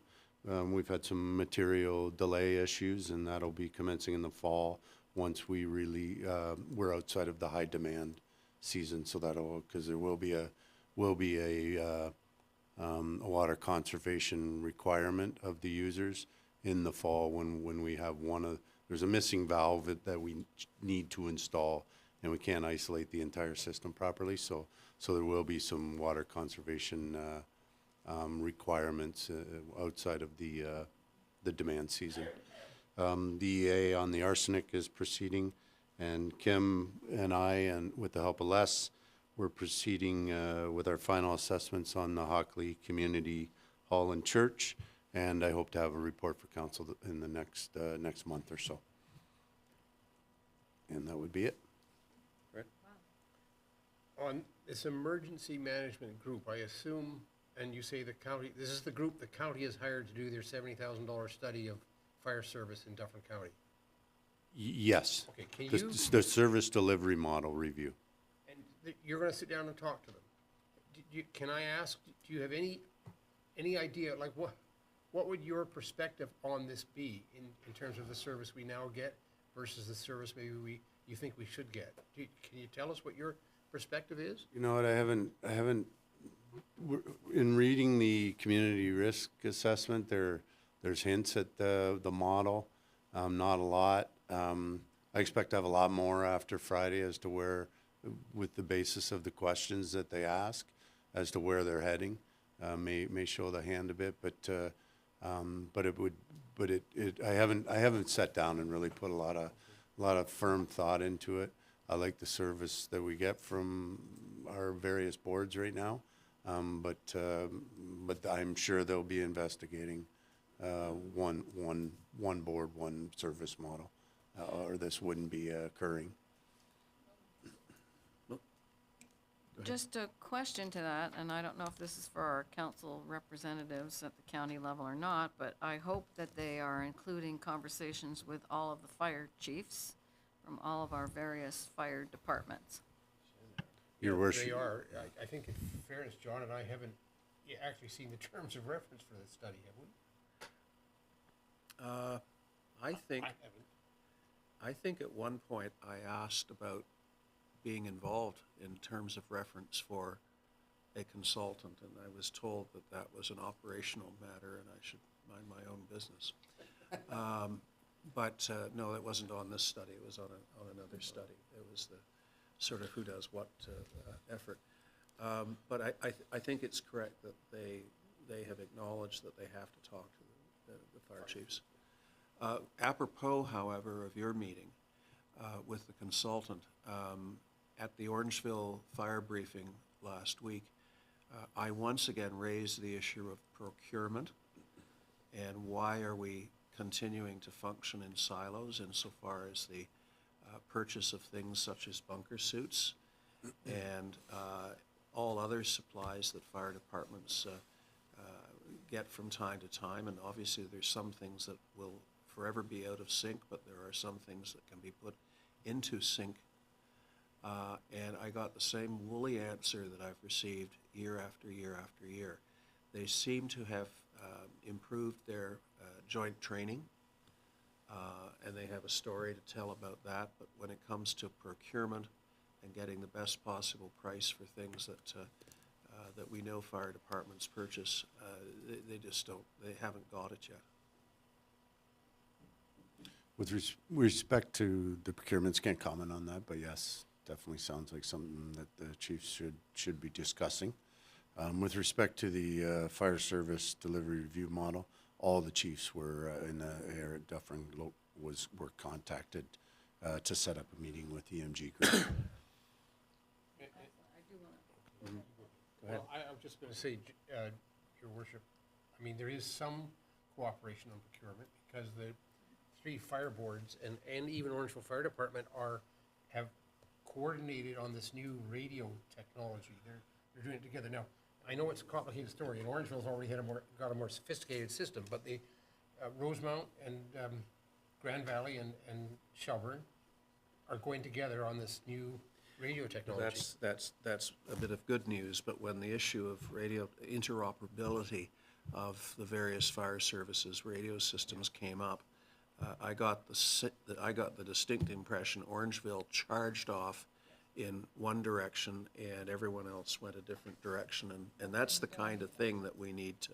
But the system they went for, John, is very expensive. We just couldn't afford it. Well, and therein lies a tale.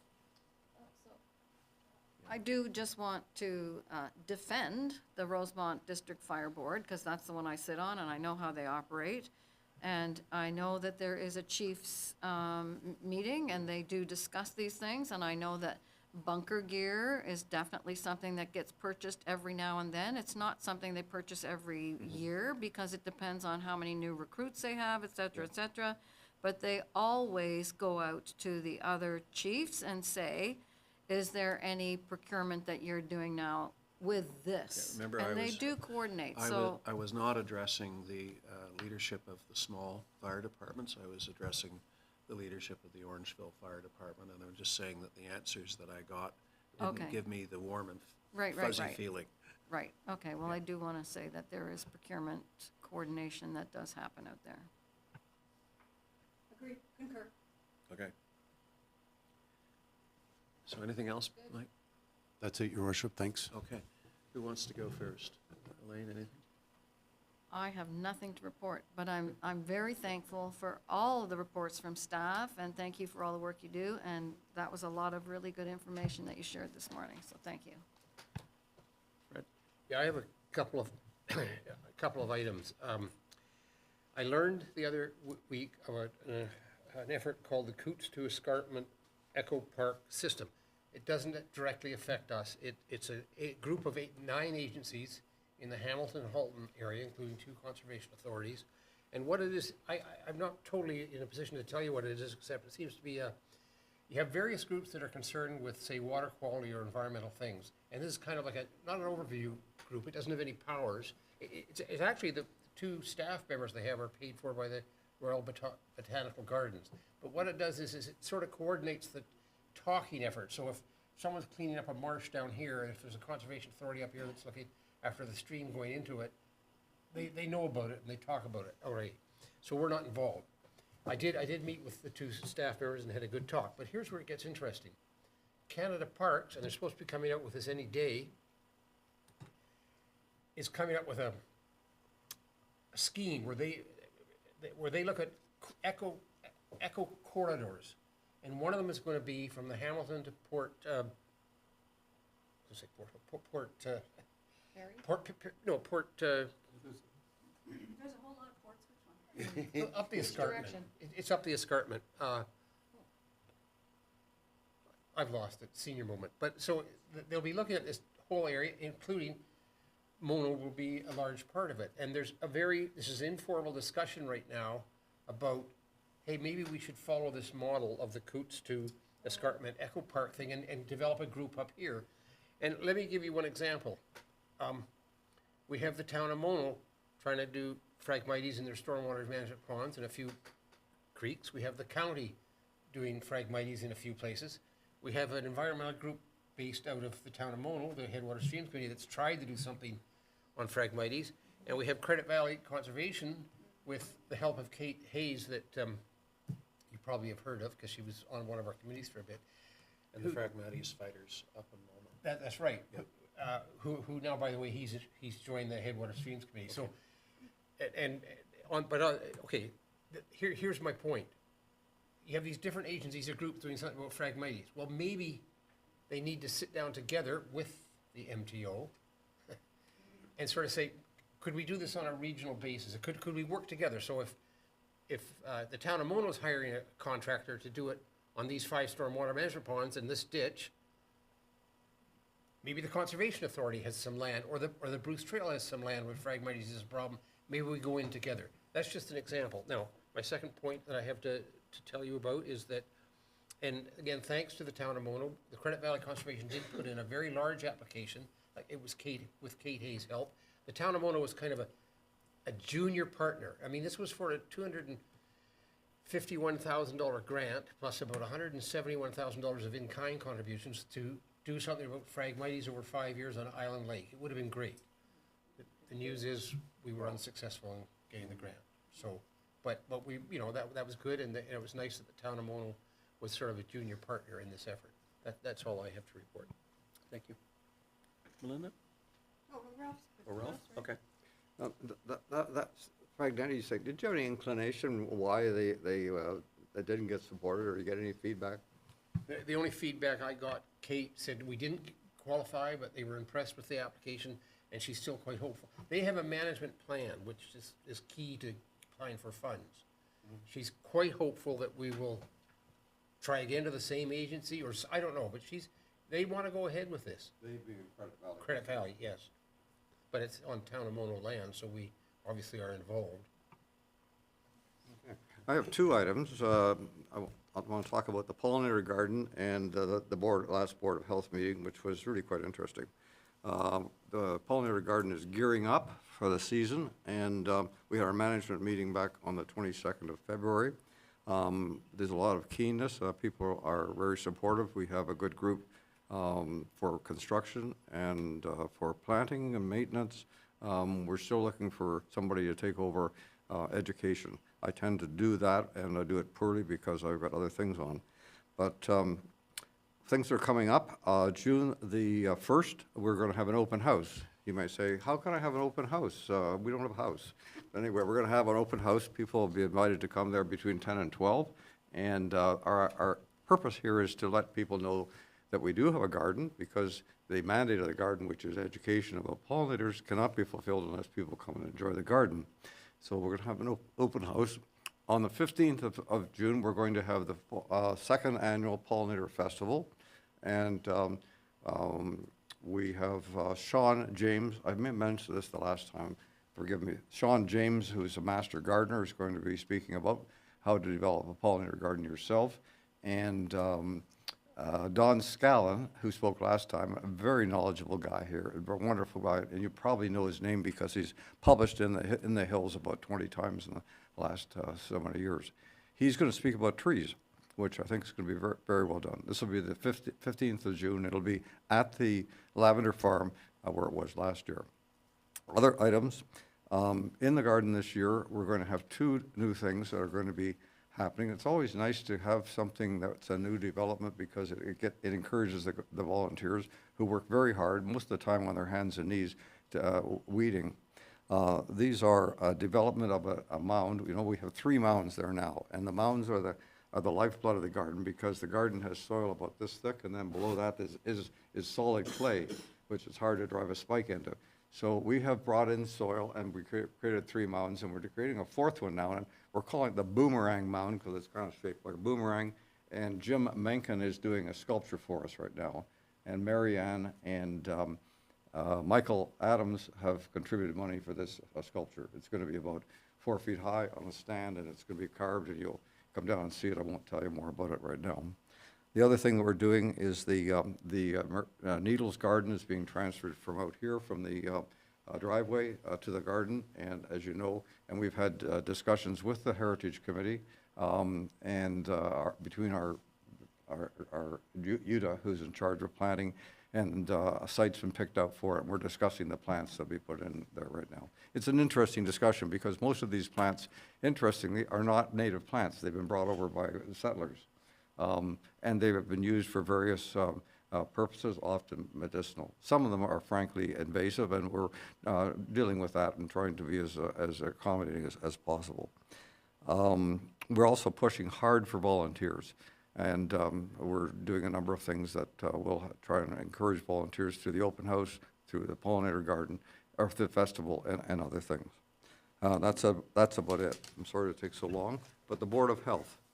Very interesting. We had a very interesting presentation by the medical officer of health about measles. You've probably all heard about measles. Measles has come back again. Why is it here? Probably it's being brought in from Europe and other places, but there are a lot of people that are at risk here. And the reason they're at risk is because of the vaccination program, which began in 1970. Melinda, you'll know far more about this than I do, but measles is occasionally a bad disease. It's not, most of the time it's not. And if you were born before 1970, you probably got measles. In fact, it's assumed that everybody has had measles. It's probably the most infectious disease that we have. When measles is recognized in a school, they don't get concerned about the classroom itself. They get concerned about the whole school. It's that infectious. And occasionally it does terrible things like encephalitis and blindness and other bad things. So that's the reason for trying to control it. Anyway, if you were vaccinated after 1970 and you only had one shot, you should probably have a second shot, because the evidence is that you need 2 shots. That's my message about them. One of the other things that's interesting is there are other infections which are coming to the fore and are more common. One of these is TB. And I won't mention much more about it, but it's this is a little bit surprising to me. The other is flesh-eating disease. Does everybody know about that? The proper name is necrotizing fasciitis. I personally have taken care of patients with it. The big thing about necrotizing fasciitis is it's hard to make the diagnosis early, and if you make it late, the patient may die, or at least they'll lose a limb, and that can happen within about 2 or 3 days from the onset. So it's a really bad disease, and the incidence is up from 8 to 28 in the last year within the area of Wellington, Dufferin, Guelph. Just one other item, and that is, you know what, we had our review of a financial review for last year, and for information, the total funding to keep the board going is $24 million, which is not, this is the same as last year. Dufferin's share is $1,994,000, which amounts to about $80 per residence. We also did a very interesting survey, we being the board, cannabis survey, to assess what people's knowledge was about cannabis, and they found there were 3 things that were rather deficient. One was the lack of knowledge about the effect of cannabis in pregnancy. Cannabis in pregnancy can cause prematurity, it can cause birth abnormalities, low birth weight, and affect brain development. The other area was edibles. It's not realized by many people that edibles have a very delayed effect. So you can have your gummies and not notice anything for the first hour or so, and so you have some more, and then they build up on you, because the gummies often and other edibles reach their maximum at about 2 hours. And that's about it. Thank you. Yeah. You say people who've had 1 measles shot think about getting a second shot. What about someone who's never had a measles shot, who was born while the Second World War was still on, and probably has had measles? Should that person go out and get a shot? Apparently not. Apparently, in fact, having measles itself gives you a very high level of immunity. So everybody sitting around this table here is probably. I've had it. Yeah, speak for yourself. I had 2 shots. You maybe you're too young. I was born in 95. What are you talking Too about? Yeah. Thank you, Ralph. That's all very good information, although scary and doom and gloom. But back to the pollinator volunteers, have you registered with Volunteer Dufferin? It's our main source. Okay, great. You know, I'm surprised it's our main source, because we're number 38 on the list there. People go down through it and then they contact us. And we've tried very hard to work with people. If somebody applies, if somebody contacts us, then we have one individual, Trish Kichi, who does it very well. She contacts them personally and says, I'd like to meet you there at the Pollinator Garden and want to introduce you to people, et cetera, et cetera. And that's been of some value. But I think that a lot of the applications for volunteers are, shall we say, aspirational, and people don't follow up on them.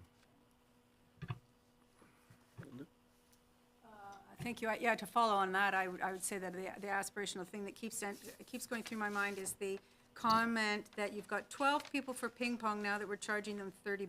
People seem to want something, the value thing. It changes the perception of things, right? And the volunteering is a very interesting thing of how, and if you're number 38, you're an interesting item after you've already gone through a bunch of 37 items that maybe weren't as. To get engagement and keep engagement is very, very interesting. I haven't been to many committee meetings. Again, we had another 236 First Street. It's coming along like gangbusters. People are going to move in literally a couple of weeks, and so that will be very exciting. You'll notice when you drive by that they moved the gazebo that was out front. They moved it to the back because the next thing is to get some landscaping, and they're still wanting to do some fundraising on making, and again, it was a $300,000 addition, so it didn't happen, but fundraising to build like a portico over the front door to make it just a little bit more curb appeal, and also use, right, for people being dropped off groceries and things like that, for rain and so on. So it might change its look if funding for that comes, but it's looking really terrific. And the other thing that, just wearing my recreation hat, and noticing in our draft of the newsletter that's coming out, the exciting, full of chock-block, full of stuff. There's so many events going on. Read it or you're missing out. There was an item about how we do have a new push on an old thing, which is the $30 for if you don't want to be in the tennis club. But $30 will get you the code so that you can get into our protected, brand new, swanky courts, both pickleball and tennis club. And so it'll be interesting to gather some data to see exactly how many people, when we bring the attention of that $30. It's a nominal fee, but it is a responsibility kind of a thing to be, and a commitment to pay, and so it'll be interesting to follow the numbers on that, and as we're following the numbers in the parking lot and so on, as we open up these new facilities that we have. But that's all from me. Linda, do you have any information on the people? Where are the people that are going to be moving into the First Street motel, whatever it's called? Where are they coming from? Are they referred by family transition place, or? Yes, some of them. So there's 27 units in there, and I believe that the last meeting the other day, the representative from Family Transition Place commented that there were 6 people who were going to be coming specifically through that agency. But it's people in Dufferin is what the structure is for. And so they're coming from all the various services. And of course, SHIP itself has a pool of connections and so on. But yes, Family Transition Places has been on this committee and was pleased to say that they did have some people. Just a question on the $30. I was glad to see it all included both pickleball and tennis. Does it give you washroom access as well? Well, yes, and one of the discussions amongst the residents and tennis club people that I have had is that, where does the benefit of the tennis club membership versus this other, where is it gray, or do they get all the same benefits and so on? So that will have to be sorted out. But, and I think Kim can speak to that. There are specific hours that you're $30, and it's much, much more limited, and you don't get to, but certainly with respect to we wouldn't want people going in the trees. Of course, we're going to get them into the washroom, right? Actually, the washrooms, our public washrooms will be open from 7 a.m. until dusk at all of our parks. We have had timers installed on the doors so that the doors automatically unlock at 7 a.m. in the morning and will automatically lock at our preset dusk time. So our lead maintenance, Dave Mikowski, has an app on his phone which opens and closes the washrooms, and he looks after that for us. But everyone will be able to access the washrooms. No longer will you have to punch in a code. That's great. That's good news. Exactly. The red light goes on, and when we see it on in the morning, we'll come and let you out. Okay. But that's a kind of a real thing, right? So, and you can't put a camera in the washroom. You put a camera on the outside. Right, yeah, how does that work? How does that work to get out if you're after 7? There will be signage posted at the washrooms, letting people know the designated time when this washroom will be. You will be able to get out, you won't be able to get back in. That's reassuring. Very reassuring. Yeah. So my big news is the Toronto Star article that appeared today. And the reporter, Mark Ramsey, approached me by way of email to say, do you realize that the residents of your community are not entitled to the rural top-up? And I didn't even know anything about it, to be honest with you. So he referred me to the greater metropolitan Toronto census map that very, very nicely includes Mono and Orangeville, but then everything around us is outside and therefore eligible for the top-up. The top-up is around $224 for a family of 4. So it's not insignificant, but there are a lot of anomalies out there. The same crazy census map scoops up Georgina Island in the middle of Lake Simcoe, where there's an indigenous population, and they are considered to be in the same zone as downtown Toronto. I mean, it makes no sense at all. Yeah, and in New Brunswick, there's a small community there that has a covered bridge, and it's if anything, it's more rural than Mono is, and they are captured by one of these maps. But the city of Fredericton is considered rural for purposes of this grant. So it's a real big issue, and I have to compliment Mark. He's a great reporter and an even better writer, so I commend the article to you. And he brought along a photographer who took about 300 photographs, so there's just one they settled on. And Were you in it, John? I was in it, and they have me standing on the side of Hockley Road, but in fact it's the third line north of the Hockley Road.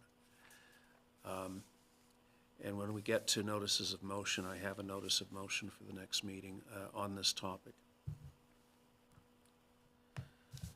So, moving right along.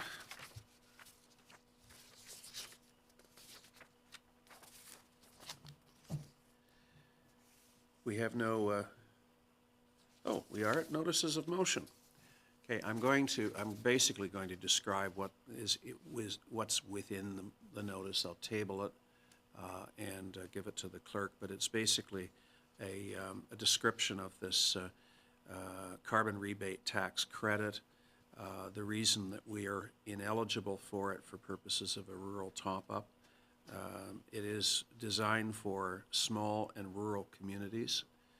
Orangeville is not eligible either. And it ends by asking the Government of Canada to change eligibility criteria to include small and rural communities such as Mono, Orangeville, and other municipalities, regardless of whether they fall within the Toronto, and they call it census metropolitan area. Second notice of motion, as I previously indicated to Council, will be a notice of motion that we address this chicken issue on an expedited basis in view of the fact that it's been outstanding since February of last year, so that we can make a decision one way or the other as soon as possible. So those are my two notices of motion. Are there any other notices of motion? Ralph? Yes, I'm submitting a notice of motion. I'm submitting a notice of motion that the town of Mono declare a climate emergency, and I can provide you with the various whereases of Mr. Simpson. Didn't we do that already? Dufferin has done it. Dufferin has done it. I don't think we have. No? Okay. Okay, great. Okay, good, let's go home. Okay, so I have a motion that we introduce and give the necessary readings to a bylaw to confirm the proceedings of Council of the Town of Mono in Session 5, 2024, held on the 12th of March, 2024, that it be signed by the Mayor and the clerk, sealed and engrossed in the bylaw book. Do I have a mover for that? Councillor Capes, Councillor Davies seconds. Any opposed? Seeing none, motion carries. And finally, I have a motion that we adjourn this meeting at 1:03. Mover, Councillor Manktelow, seconds by Councillor Capes, and I do not see any opposition. Thank you, everyone.